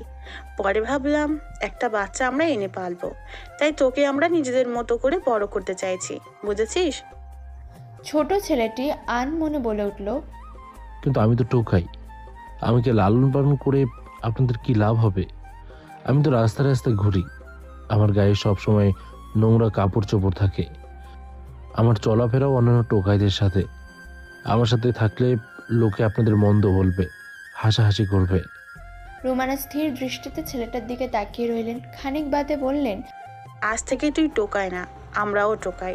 কেন জানিস? এখন থেকে আমরা তিনজন মিলে আমাদের জীবনের ছোট্ট ছোট্ট সুখ দুঃখগুলো একসাথে টোকাবো, সব সময় একসাথে থাকবো, একদম একটা পরিবারের মতো। ছেলেটা অবাক গলায় প্রশ্ন করলো, পরিবার? রুমানা হেসে বললেন, পরিবার। আজ থেকে তুই, আমি আর রফিক, আমরা তিনজন মিলে ছোট্ট একটা পরিবার, আর সেই পরিবারের নতুন সদস্য তুই। ছেলেটা রুমানার দিকে স্তব্ধ দৃষ্টি দিয়ে তাকিয়ে আছে, কারণ এতদিন ও জানতো ওর কোনো পরিবার নেই, কেউ নেই, ও একা। আর আজ এই দুজন বলছে ওরা নাকি ওর পরিবার, বাবা মা। আসলেই কি ও একটা পরিবার পেয়েছে তবে, যেখানে ও এখন থেকে আর 5টা বাচ্চাদের মতো বাবা মায়ের ভালোবাসা, স্নেহে, মমতায় বেড়ে উঠবে? অনেক কথা ভাবতে ভাবতেই রুমানার দিক তাকিয়ে ছেলেটা মাথা নাড়ল। রুমানা মুচকে হাসি দিতেই রফিক এসে ছেলেটাকে কোলে নিয়ে ওর এলোমেলো চুলে হাত বোলালো। রফিকের কাঁধে হাত দিয়ে ছেলেটা রফিক আর রুমানার দিকে তাকিয়ে আছে, যারা কিনা এখন স্নেহের নজরে তার দিকে তাকিয়ে আছে। তাহলে কি সত্যি সত্যি এখন থেকে সবার মতো একটা পরিবার পেল তবে? রুমানা আর রফিকের জীবনটা আপাতত নতুন অতিথি সেই পথের শিশুটি নিয়ে বেশ ভালোই যাচ্ছে। সেই রুগ্ন বাচ্চাটি এখন আর রুগ্ন নেই যদিও। রুমানার খেয়াল, স্নেহ, যত্নে সে এখন বেশ গুলুমুলু একটা ছেলে হয়ে গেছে। রুমানা আর রফিক মিলে তার নাম দিয়েছে শুদ্ধ। ছোট শুদ্ধ এখন রুমানাকে মা আর রফিক সাহেবকে যখন বাবা বলে ডাকে তখন ওনারা খুশিতে একখানা হয়ে যায়। ওনাদের মনে হয় যেন ওনারা এতদিন বাদে ওনাদের জীবনে একটা কাঙ্ক্ষিত সুখ খুঁজে পেয়েছেন, যেই সুখটার খোঁজে ওনারা ছিল এতদিন। শুদ্ধকে নিয়ে রুমানা এখন পড়তে বসায়, কদিন বাদে ওকে স্কুলে দেবে। এই জন্য ঘরে হাতে খড়ি দিয়ে কিছু জিনিস রুমানা ওকে আগেভাগেই শিখিয়ে নিয়েছে। শুদ্ধ সেগুলো শিখেছে। ছেলেটার বুদ্ধির প্রশংসা না করে পারে না রুমানা। যে কোনো জিনিস একবার দেখে বেশ ভালো করে আয়ত্তে আনতে পারে সে, এবং স্মৃতিশক্তিও বেশ প্রখর। ছেলেটি রাস্তায় বড় হয়েছে ঠিকই, কিন্তু তার মুখে শুদ্ধ উচ্চারণ যে কাউকে হার মানাবে। চেহারায় সব সময় একটা আভিজাত্য ভর করে।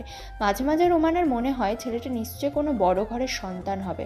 হয়তো বাবা রাস্তায় ফেলে গিয়েছে, না হয় তাদের সন্তানের মতো কেউ চুরি করে রাস্তায় ফেলে দিয়েছে।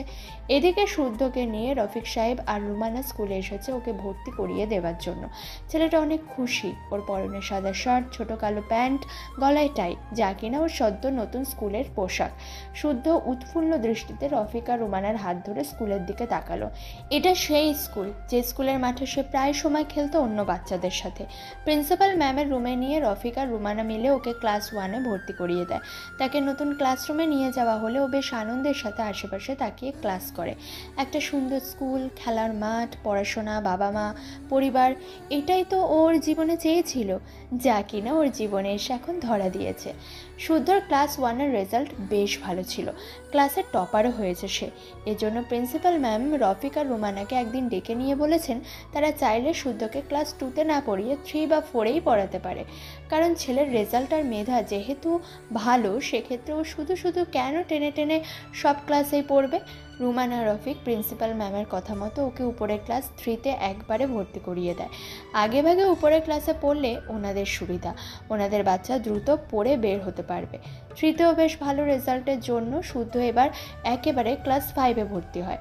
নতুন ক্লাস শুরু হওয়ার সময় শুদ্ধ যখন ওর ক্লাসরুমে যায় তখন প্রায় অনেক ছেলেরাই ওর দিকে তাকিয়েছিল, কারণ তাকে এদের মধ্যে অনেকেই চিনত যাদের সাথে ও কিনা স্কুলের মাঠে খেলতো।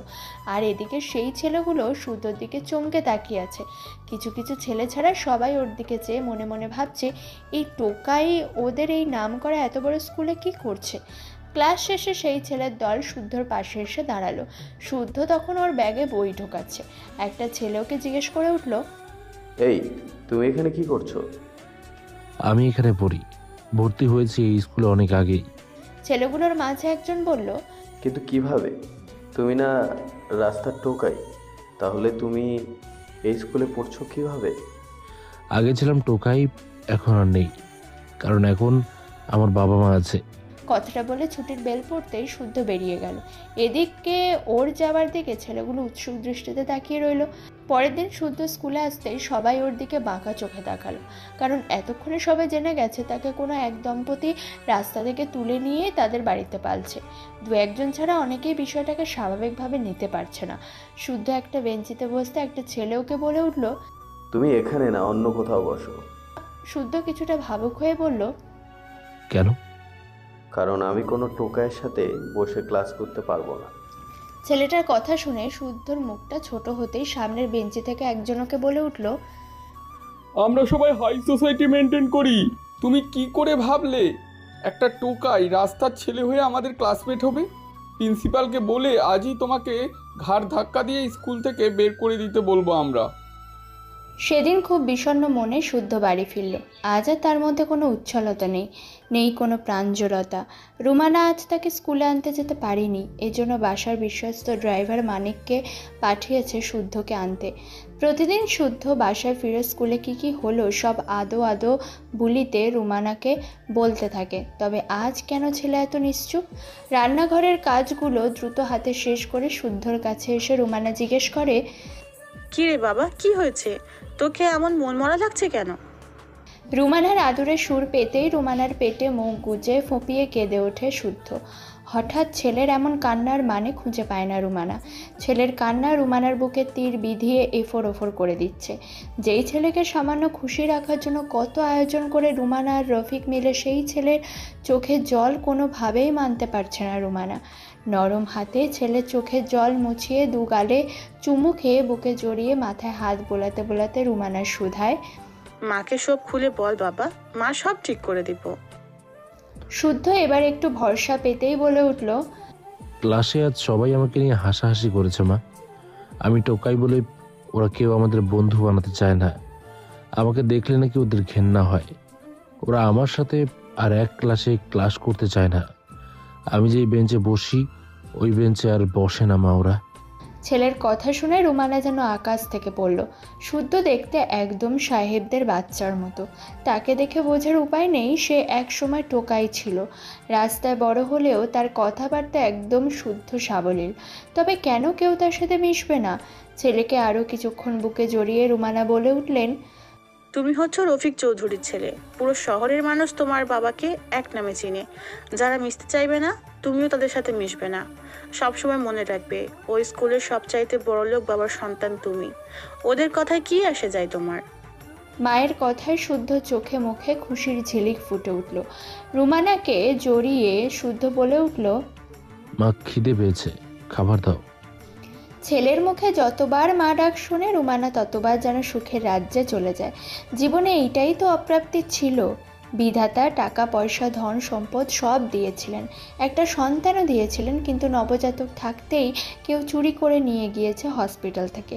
রফিক সাহেব অনেক থানা পুলিশ করেছেন, অনেক টাকা ঢালা হয়েছে, কিন্তু সেই সন্তান ফিরে পাওয়া যায়নি। আদৌ সেই সন্তান বেঁচে আছে নাকি মরে গিয়েছে সেটাও রুমানার অজানা। কি সুন্দর দেখতে ছিল সেই ছেলে। ছেলের মুখ দেখে খুশিতে নিজের গলার লকেটটি খুলে পরিয়ে দিয়েছিল রুমানা সেই সন্তানের গলায়। হঠাৎই নার্সের বেশ ধরে আসা এক মহিলা বলল, ডক্টর বাচ্চাটিকে দেখতে চায়। রফিক সাহেব জরুরি কাজে বাইরে থাকায় মহিলার সাথে কেউ যায়নি। অসুস্থ রুমানা বিছানা ছেড়ে উঠতে উঠতেই মহিলা নিরুদ্দেশ।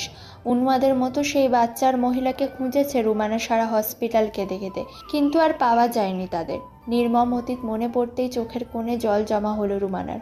বহু কষ্টের পর বিধাতা একটা সন্তান তাদের পাইয়ে দিয়েছেন। কিছুতে এই বাচ্চার মন খারাপ হতে দেবে না রুমানা। দরকার পড়লে দূরে কোথাও ভর্তি করিয়ে দেবে সেই শুদ্ধকে, যেখানে কেউ জানবে না কি তার পরিচয়। কি ভাবছো এত আম্মু? আমায় খেতে দেবে না? ছেলের ডাকে ধ্যান ভাঙল রুমানার। ঝটপট চোখের জল মুছে চলে গেলেন কিচেনে। ছেলে তার হাতের খাবার ছাড়া খেতে চায় না। এ যেন এক অদ্ভুত আনন্দ রুমানার। পরের দিন স্কুলে যেতেই একই ঘটনা ঘটল। পুরো ক্লাসের ছেলে মেয়ে চোখ মুখ মুচকে তাকিয়ে রইল শুদ্ধর দিকে। শুদ্ধ ক্লাসে যেতেই তারা নাক মুখ চেপে ধরে বলে উঠল, শুদ্ধর গা থেকে বাজে গন্ধ আসছে। অথচ ছেলেটির গায়ে পরিষ্কার দামি পোশাক। সবাই যে তাকে অবহেলা করছে এটা বুঝতে একটুও সময় লাগলো না তার। অবশেষে মন ভার করে শেষের একটি বেঞ্চে গিয়ে বসে মাথা নিচু করে রইল। টিফিন পিরিয়ডে বাইরে খেলতে যেতে সবাই শুদ্ধকে দেখে সরে গেল। কেউ ওকে খেলায় নিতে নারাজ, এমনকি কেউ ওর আশেপাশেও থাকতে চায় না। হঠাৎই দুটো ছেলে এসে নোংরা ময়লা এনে ছুঁড়ে মারল তার গায়ে। মুহূর্তেই সাদা শার্ট ছোপ ছোপ দাগে ভরে উঠল। নিজের শার্টের এমন বেহাল দশা দেখে শুদ্ধ ছেলে দুটোর উদ্দেশ্যে জিজ্ঞেস করলো, আমার গায়ে কাদা ছুঁড়ে পোশাক নোংরা করলে কেন? ছেলে দুটো জবাব দিল, বেশ করেছি, তোর মতো টোকাইয়ের পোশাক তো এমনই হওয়া উচিত। এসব দামি পোশাক কি তোকে মানায়? তোকে যে ঘাড় ধাক্কা দিয়ে স্কুল থেকে বের করে দেয়নি, এটাই তোর ভাগ্য। মুহূর্তে ক্লাসের বেল বেজে উঠল। নিজের শার্ট ঝাড়তে ঝাড়তে বিষণ্ণ মনে ক্লাসরুমের দিকে অগ্রসর হলো শুদ্ধ। ক্লাসের ফাঁকে হঠাৎই ক্লাস টিচার দাঁড়া করালো শুদ্ধকে। এরপর শক্ত গলায় জিজ্ঞেস করলো, তোমার শার্টে এত ময়লা কেন? শার্টের দিকে তাকে কিছুক্ষণ চুপ থেকে শুদ্ধ আস্তে করে বলল, পড়ে গিয়েছিলাম মিস। ক্লাস টিচার ওর দিক চেয়ে বলল, এটা ক্লাস, তাই পরিপাটি হয়ে থাকতে হবে, বুঝেছো? আপাতত সামনের এই সিটে বসো। ক্লাস টিচারের কথায় শুদ্ধ মাথা নাড়াতেই উনি আবারও পড়া শুরু করলেন। এদিকে পিছনে ছেলেগুলো একে অপরের দিকে তাকিয়ে বাঁকা হাসলো। পরের দিন শুদ্ধ ক্লাসে এসে ঢুকতেই দেখলো সবাই ওর দিকে কোনা চোখে তাকাচ্ছে। শুদ্ধ সেদিকে তেমন খেয়াল না দিয়ে ফার্স্ট বেঞ্চে বসতে সেই বেঞ্চে বসা একটা ছেলে ওকে ধাক্কা দিয়ে সরিয়ে বলল, এখানে বসা যাবে না, অন্য কোথাও বসো। ছেলেটার কথা শুধু তেমন কিছু না বলে অন্য বেঞ্চে বসতে গেলেও কেউ ওকে বসতে দিচ্ছে না। শেষের সারিতে পর্যন্ত বসতে পারছে না। শেষে একটা ছেলেকেও বলেই ফেললো, বেঞ্চে বসে অন্তত ক্লাসটা আমায় করতে দাও। ছেলেটা ওর দিকে তাকিয়ে কিছু বলতে যাবে, তার আগে ক্লাস টিচার চলে আসাতে ওরা আর ওকে কিছু বলতে পারলো না। শুধু সিটে বসতেই একটা ছেলে ওর থেকে বেশ দূরে সরে গেল।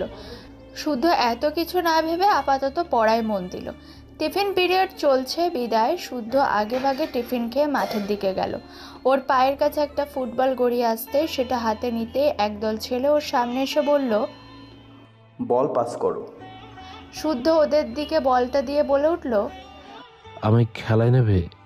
তার ক্লাসের ছেলেগুলো শুদ্ধর দিকে তাকিয়ে ওদের বলল, যার সাথে খেলছো তার আসল পরিচয় জানো? ছেলেগুলোর মধ্যে একজন বলল, পরিচয় জানাবো মানে? ও তো আমাদের স্কুলেরই, এখানে আর পরিচয় জানানোর কি আছে? তারপর আমাদের স্কুলে হলেও আমাদের লেভেলের মতো তো আর কেউ নেই, তাই না? ছেলেগুলোর কথায় ওরা এবার ব্যস্ত কণ্ঠে জিজ্ঞেস করলো, কি বলতে চাচ্ছো বলো তো? শুদ্ধর ক্লাসের ছেলেগুলো শুদ্ধর দিকে তাকিয়ে হা হা করে হাসলো কিছুক্ষণ। সেই হাসি দেখে শুদ্ধ মাথা নিচু করে ফেললো। এরপর ছেলেগুলো বলে উঠল, কিরে, তুই বলিসনি ওদেরকে যে তুই ঠোকাই?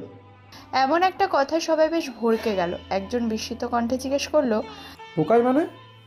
শুদ্ধর ক্লাসের ছেলেগুলো মাথা নেড়ে বলে উঠল, হ্যাঁ, ওর আসল পরিচয় তো টোকাই। পথে ঘাটে ঘুরে ঘুরে প্লাস্টিক জিনিসপত্র টোকাতো। মাঠের ছেলেগুলো অবাক হয়ে শুদ্ধর দিকে তাকালো, যে কিনা চুপ হয়ে ওদের দিকে তাকিয়ে আছে। একজন এসে ওর সামনে দাঁড়িয়ে জিজ্ঞেস করলো, ওরা যা বলছে সেসব কি সত্যি?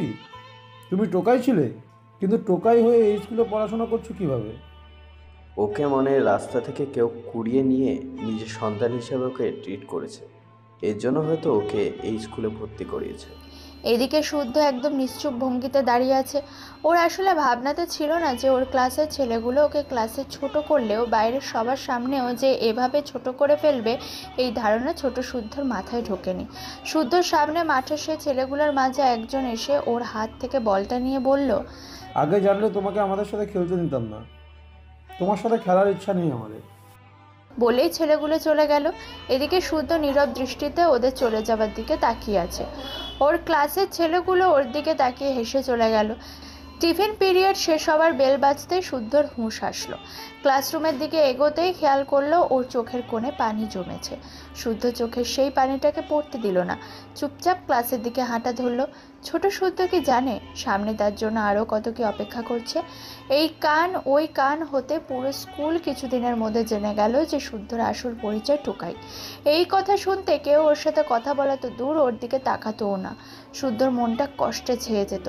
তাও ও ভাবলো যে ওর বাবা মা আছে, ঘরে দাদা দাদু আছে, ও পড়াশোনা করতে পারছে, এটাই তো অনেক। বড় হলে না হয় ওর অনেক বন্ধু হবে, এখন না হয় নাই বা কোনো বন্ধু হলো। যেখানে পুরো স্কুল হাসি ঠাট্টা পড়াশোনা উল্লাসে মেতে থাকতো, সেখানে শুদ্ধ ক্লাসের এক কোণে পড়ে থাকতো। স্কুলের টিচাররা আগে এইসব কিছু খেয়াল না করলেও এখন শুদ্ধর একলা থাকা, ওর কারোর সাথে না মেশা, সব কিছু ওনাদের খেয়ালে আসতে থাকলো। তাই তাদের ক্লাস টিচার একদিন ক্লাসরুমে সবাইকে জিজ্ঞেস করলো, তোমাদের কিছু হয়েছে? তোমরা দেখছি শুদ্ধকে ছাড়াই আনন্দ মজা খেলাধুলা করে বেড়াচ্ছ, অথচ শুদ্ধ এদিকে একলা থাকে। ঝগড়া হয়েছে নাকি তোমাদের মাঝে? ক্লাসের একজন বলে উঠলো, ঝগড়া তো ফ্রেন্ডের মধ্যে হয়, ও কি আমাদের ফ্রেন্ড নাকি?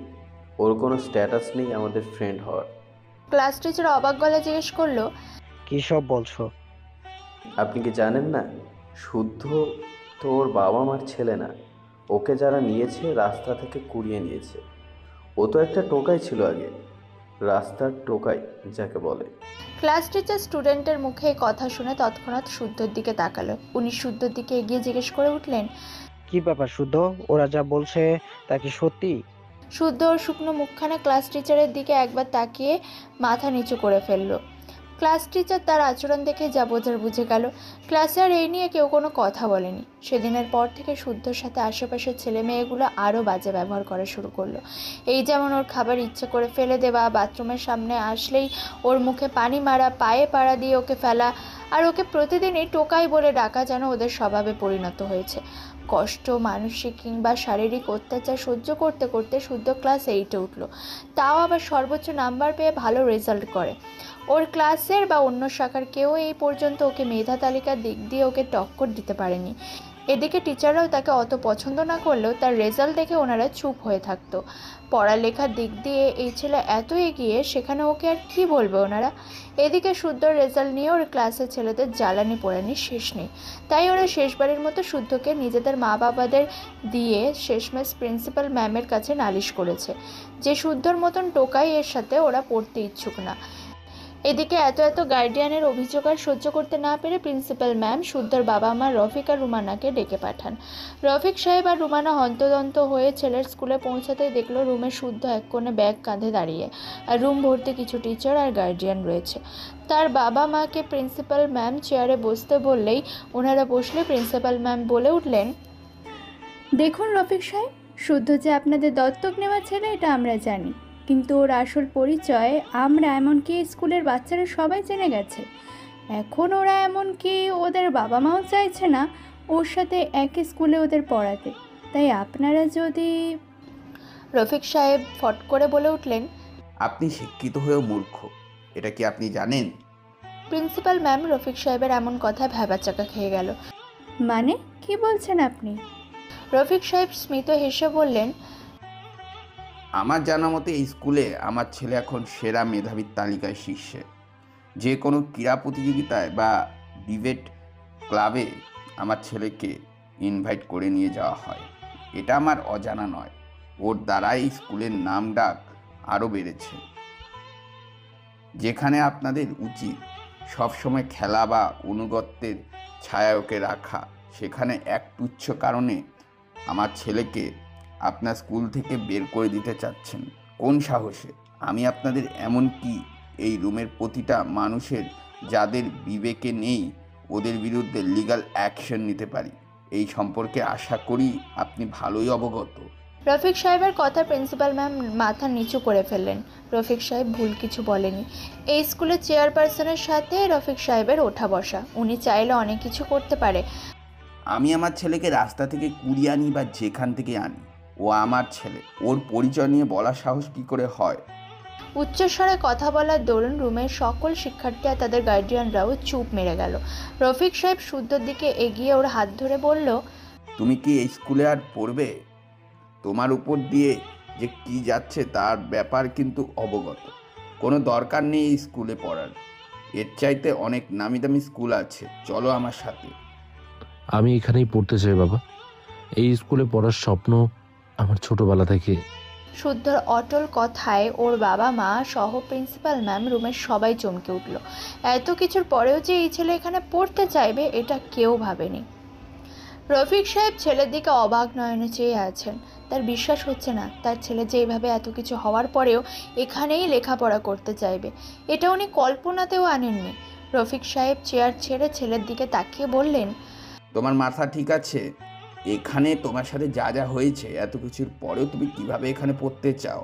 রফিক সাহেব কিছুক্ষণ থেমে আবারও বলে উঠলেন, আমি তোমার বাবা, আর তোমার এই বাবার যথেষ্ট সামর্থ্য আছে তোমাকে এর চেয়েও ভালো জায়গায় পড়ানো। সুতরাং তোমাকে জোর করে এখানে পড়তে হবে না। আজই তোমার ভার্সিটি।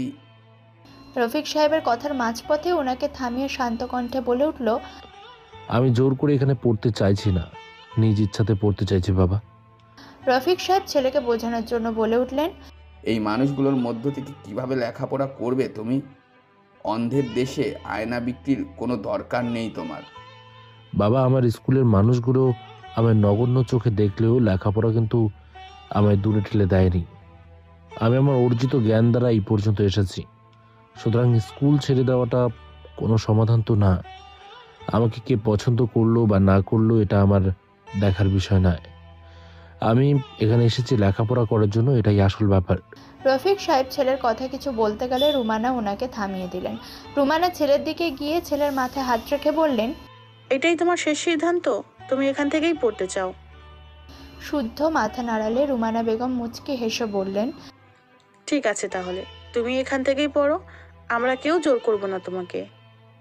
রুমানা প্রিন্সিপাল ম্যামের দিকে তাকিয়ে দৃঢ় কণ্ঠে বলে উঠলেন, আমার ছেলে যদি এখানে পড়তে চায় তাহলে ও এখানেই পড়বে। আশা করি আপনারা আপনাদের উত্তর পেয়ে গেছেন। প্রিন্সিপাল ম্যাম নীরবে মাথা নাড়ালেও শুদ্ধর ক্লাস টিচার বলে উঠল, কিন্তু ন্যূনতম মনুষ্যত্ব বোধ যদি থেকে থাকে তাহলে আমার ছেলেকে নিয়ে অযৌক্তিক কোনো কথাবার্তা বলার আগে অবশ্যই 3বার ভাববেন। রুমানার কথায় রুমের সকলেই চুপ হয়ে গেছে। রফিক সাহেব আগেভাগে রুম থেকে বেরিয়ে গেলেন।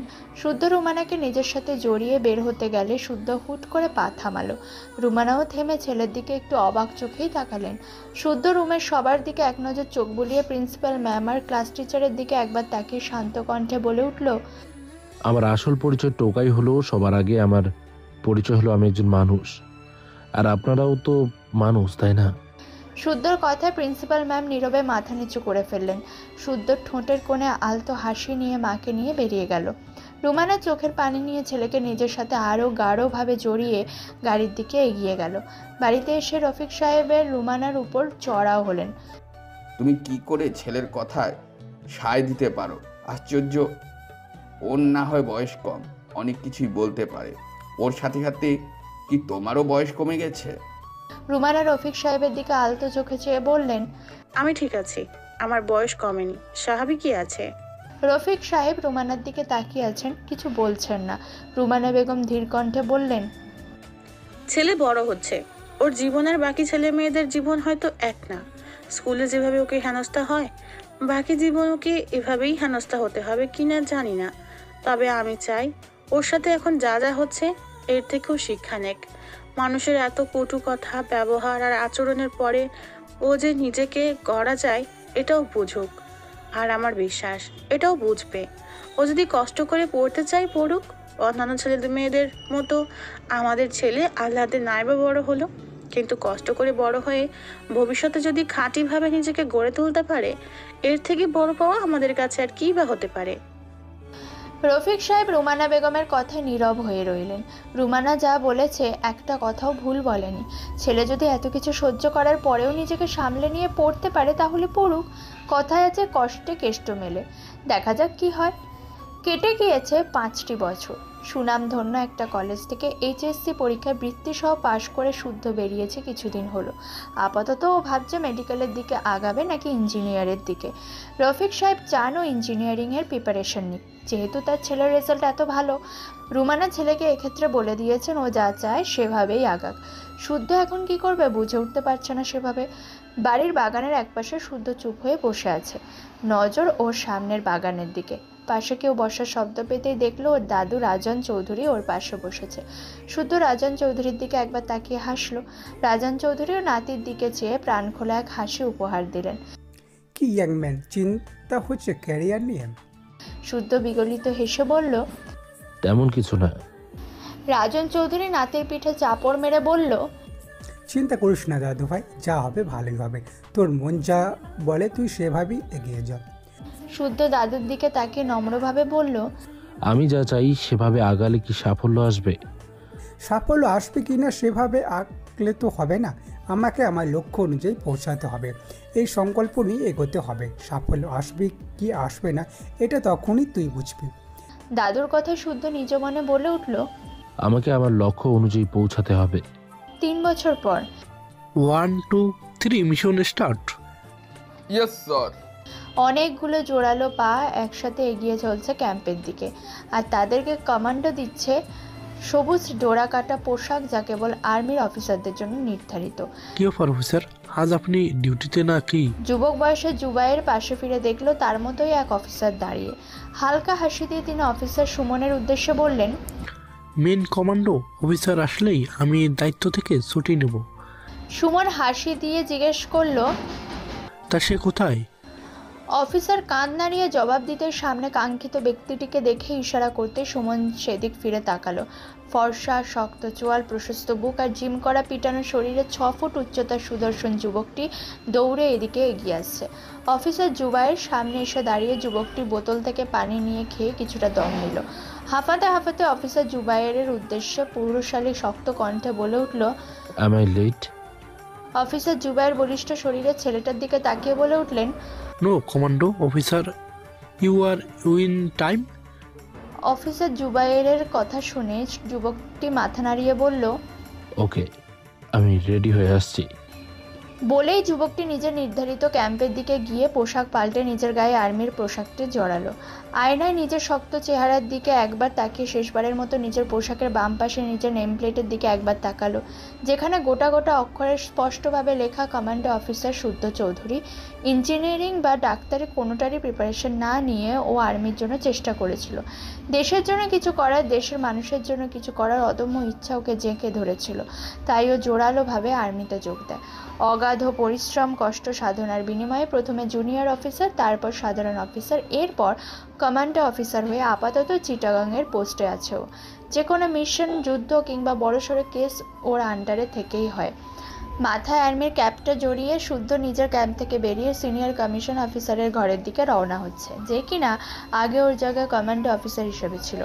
পর্দা সরিয়ে ক্যাম্পে ঢুকতেই দেখতে পেল বয়োজ্যেষ্ঠ চেহারার অফিসার নাফিস সরকার একটা চেয়ারে বসে আছেন। সামনে বড় একটা টেবিল, যার মাঝে বড়সড় একটা ম্যাপ রাখা। গালে হাত দিয়ে তিনি সেই ম্যাপের দিকে তাকিয়ে শুদ্ধকে দেখতে তিনি একগাল হাসলেন। শুদ্ধ সেই হাসি ফিরিয়ে নাফিস সরকারকে সালাম জানালো। নাফিস সালামের উত্তর দিয়ে শুদ্ধকে বসতে বললে শুদ্ধ মাথার ক্যাপটা খুলে নাফিসের সামনে চেয়ারে বসলো। নাফিস সরকার নিজের গালের থেকে হাত সরিয়ে শুদ্ধর দিকে তাকিয়ে বললেন, কি ইয়ং ম্যান, দিনকাল কেমন যাচ্ছে? এই তো ভালো অফিসার। নাফিস সরকার হেসে বললেন, এসে থেকে তোমার দেখা পাওয়া মুশকিল, বেশ কাজের প্রেশার, তাই না? প্রেশার তো আছেই, সাথে দুটো মিশন শেষ করে এসেছি, এই জন্য যোগাযোগ সেভাবে করা হয়নি। হ্যাঁ, আমি শুনেছি তোমরা যেভাবে সাকসেসফুলি ভাবে মিশনটা শেষ করে এসেছো, আমি এবং আমার সিনিয়র অফিসাররা তোমাদের প্রতি প্রাউড ডিল করছি। উত্তরে শুদ্ধ হাসলো। নাফিস শুদ্ধর দিকে তাকিয়ে বলল, এবার তোমাকে আরো একটি মিশন কমপ্লিট করতে হবে কমান্ডো অফিসার। কি ধরনের মিশন স্যার? নাফিস এবার ম্যাপটা শুদ্ধর দিকে এগিয়ে দিয়ে বলল, টেররিস্টের ব্যাপারে আমাদের জ্ঞান তো আছেই, তাই না? শুদ্ধ মাথা নাড়ালে নাফিস বলে উঠল, এবারে কেসটা ওদের নেই, তবে এটা কোনো টেররিস্ট না। কেন? নাফিস শুদ্ধর প্রশ্নে হালকা শ্বাস ফেলে বলল, অনেক জায়গার পোস্টিং অবস্থায় বড় মাপের অফিসাররাও এই ক্রিমিনালগুলোর সাথে পেরে উঠছে না।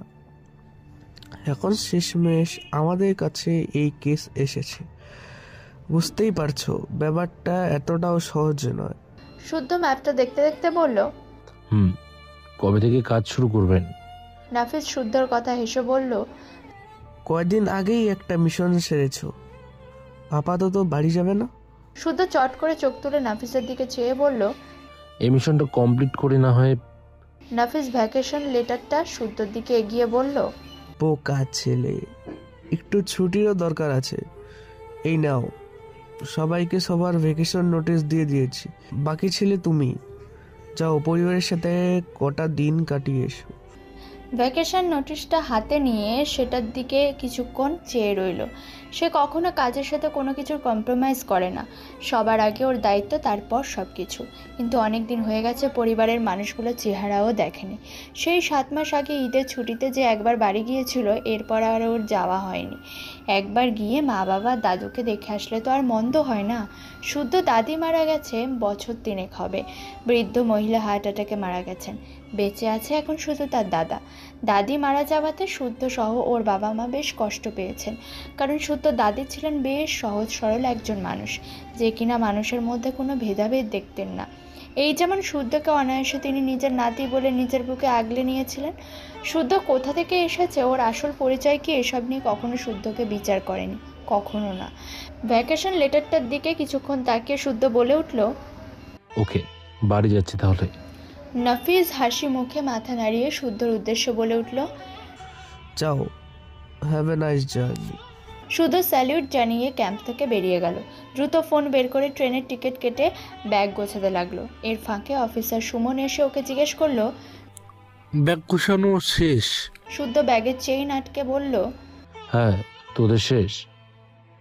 সুমন মাথা নেড়ে বলল, হ্যাঁ, চল তাহলে ডিনার করে নেই, এরপর বেরিয়ে যাব। হ্যাঁ চল। বলেই শুদ্ধ সুমন আরও কয়েকজন মিলে ডিনার সেরে ট্রেনের উদ্দেশ্যে বেরিয়ে পড়ল। সুমন আর শুদ্ধর বাসা ঢাকাতেই, তাই ওরা একসাথেই যাবে। আর বাকিদের বাসা কারোর বরিশাল, কারোর রাজশাহী, তো কারোর কুমিল্লা। ট্রেনে উঠে যার যার সিটে সবাই বসতেই শুদ্ধ নিজের সিট নাম্বার খুঁজতে খুঁজতে এগিয়ে গেল। পিছনের সারির দিকে একটা সিটের সাথে নিজের সিট নাম্বার মিলতেই দেখলো জানালার পাশের সিটটা তার সিট। শুদ্ধ সেই সিটে গিয়ে সিটের উপরের শেলফে নিজের ব্যাগপত্র রেখে জানালার ধার ঘেঁষে বসে পড়ল। ঘড়ি চেক করে দেখলো ট্রেন ছাড়তে আরও 20 মিনিট বাকি আছে। এই ফাঁকে সে মোবাইল বের করে গেম খেলতে লাগলো। Excuse me. হঠাৎ কারো মিষ্টি আওয়াজে শুদ্ধ ফোনের স্ক্রিন থেকে চোখ সরিয়ে মাথা তুলে তাকাতেই ওর চোখ জোড়া সামনের মানুষটার দিকে স্থির হয়ে গেল। কাঁধ অবধি খোলা ছোট চুল, বড় বড় চোখ, সাদা মুখশ্রীর টপস পরিহিত, কাঁধে ব্যাগ নিয়ে এক অপরূপ রমণী ওর সামনে দাঁড়িয়ে আছে। সেই রমণীর বড় বড় কাজল কালো চোখে শুদ্ধ যেন হারিয়ে যাচ্ছে। এই যে শুনছেন? মিহি রিনরিনা আওয়াজে শুদ্ধর হুঁশ হাসলো। দেখলো ওর সামনে দাঁড়ানো সেই রমণী নিজের হাত দিয়ে শুদ্ধর মুখের সামনে ইশারা করে ওকে ডাকছে। শুদ্ধ সাথে সাথে নিজের চোখ বন্ধ করলো। মনে মনে নিজেকে একটু ধমকালো। বলা নেই কওয়া নেই, এভাবে কোনো মেয়ের দিকে একধানে তাকিয়ে থাকা ওর উচিত হয়নি। শিট, মেয়েটা না জানে ওকে কী ভাববে। শুদ্ধ নিজেকে সামলে সামনে দাঁড়ানো ওর দিকে কৌতূহলী দৃষ্টিতে তাকিয়ে থাকা মেয়েটার পানে চেয়ে বলল, জি বলুন। শুদ্ধর কথা সামনের মেয়েটা অল্প হেসে বলল, যাক, এতক্ষণে আপনি কথা বললেন। আমি ভেবেছিলাম আপনি বোবা। শুদ্ধ কপাল কুঁচকে বলল, হোয়াট? শুদ্ধর কথা সামনে রমণী ফের মুচকে হেসে বলল, কিছু মনে করবেন না, আসলে অনেকক্ষণ ধরে রাখছিলাম তো, আপনি শুনছিলেন না, তাই আর কি। শুদ্ধ বুঝতে পেরে বলল, আচ্ছা বলুন কি বলবেন। মেয়েটা এবার শুদ্ধর দিকে অনুগ্রহের মতো তাকিয়ে বলল, মানে আপনার সাথে আমার সিট মিলেছে। তো? শুদ্ধর কথায় মেয়েটা হালকা হেসে বলল, কিছু মনে করবেন না, আমাকে কি জানালার সিটটা দেওয়া যাবে? আসলে সাইড সিটে বসার অভ্যাস আমার তেমন নেই, যদি একটু আপনার সিটটা দিতেন। মেয়েটির কথা শুদ্ধর কেন যেন ভালো লাগলো। এই অপরূপ মেয়েটি ওর পাশে বসে বসে যাবে। শুদ্ধ আর কিছু না ভেবে সিট থেকে উঠতেই মেয়েটা খুশিতে চোখ বড় বড় করে দ্রুত জানালার পাশের সিটে গিয়ে বসলো। শুদ্ধ মেয়েটার পাশে বসতেই মেয়েটা ওর দিকে ফিরে হেসে বলল, ধন্যবাদ। জানালার সিট ছাড়া আমি কোথাও জার্নি করতে পারি না, জানেন? কি যে অভ্যাস হয়েছে আমার। শুদ্ধ মেয়েটার কথাই বলল, ইটস ওকে।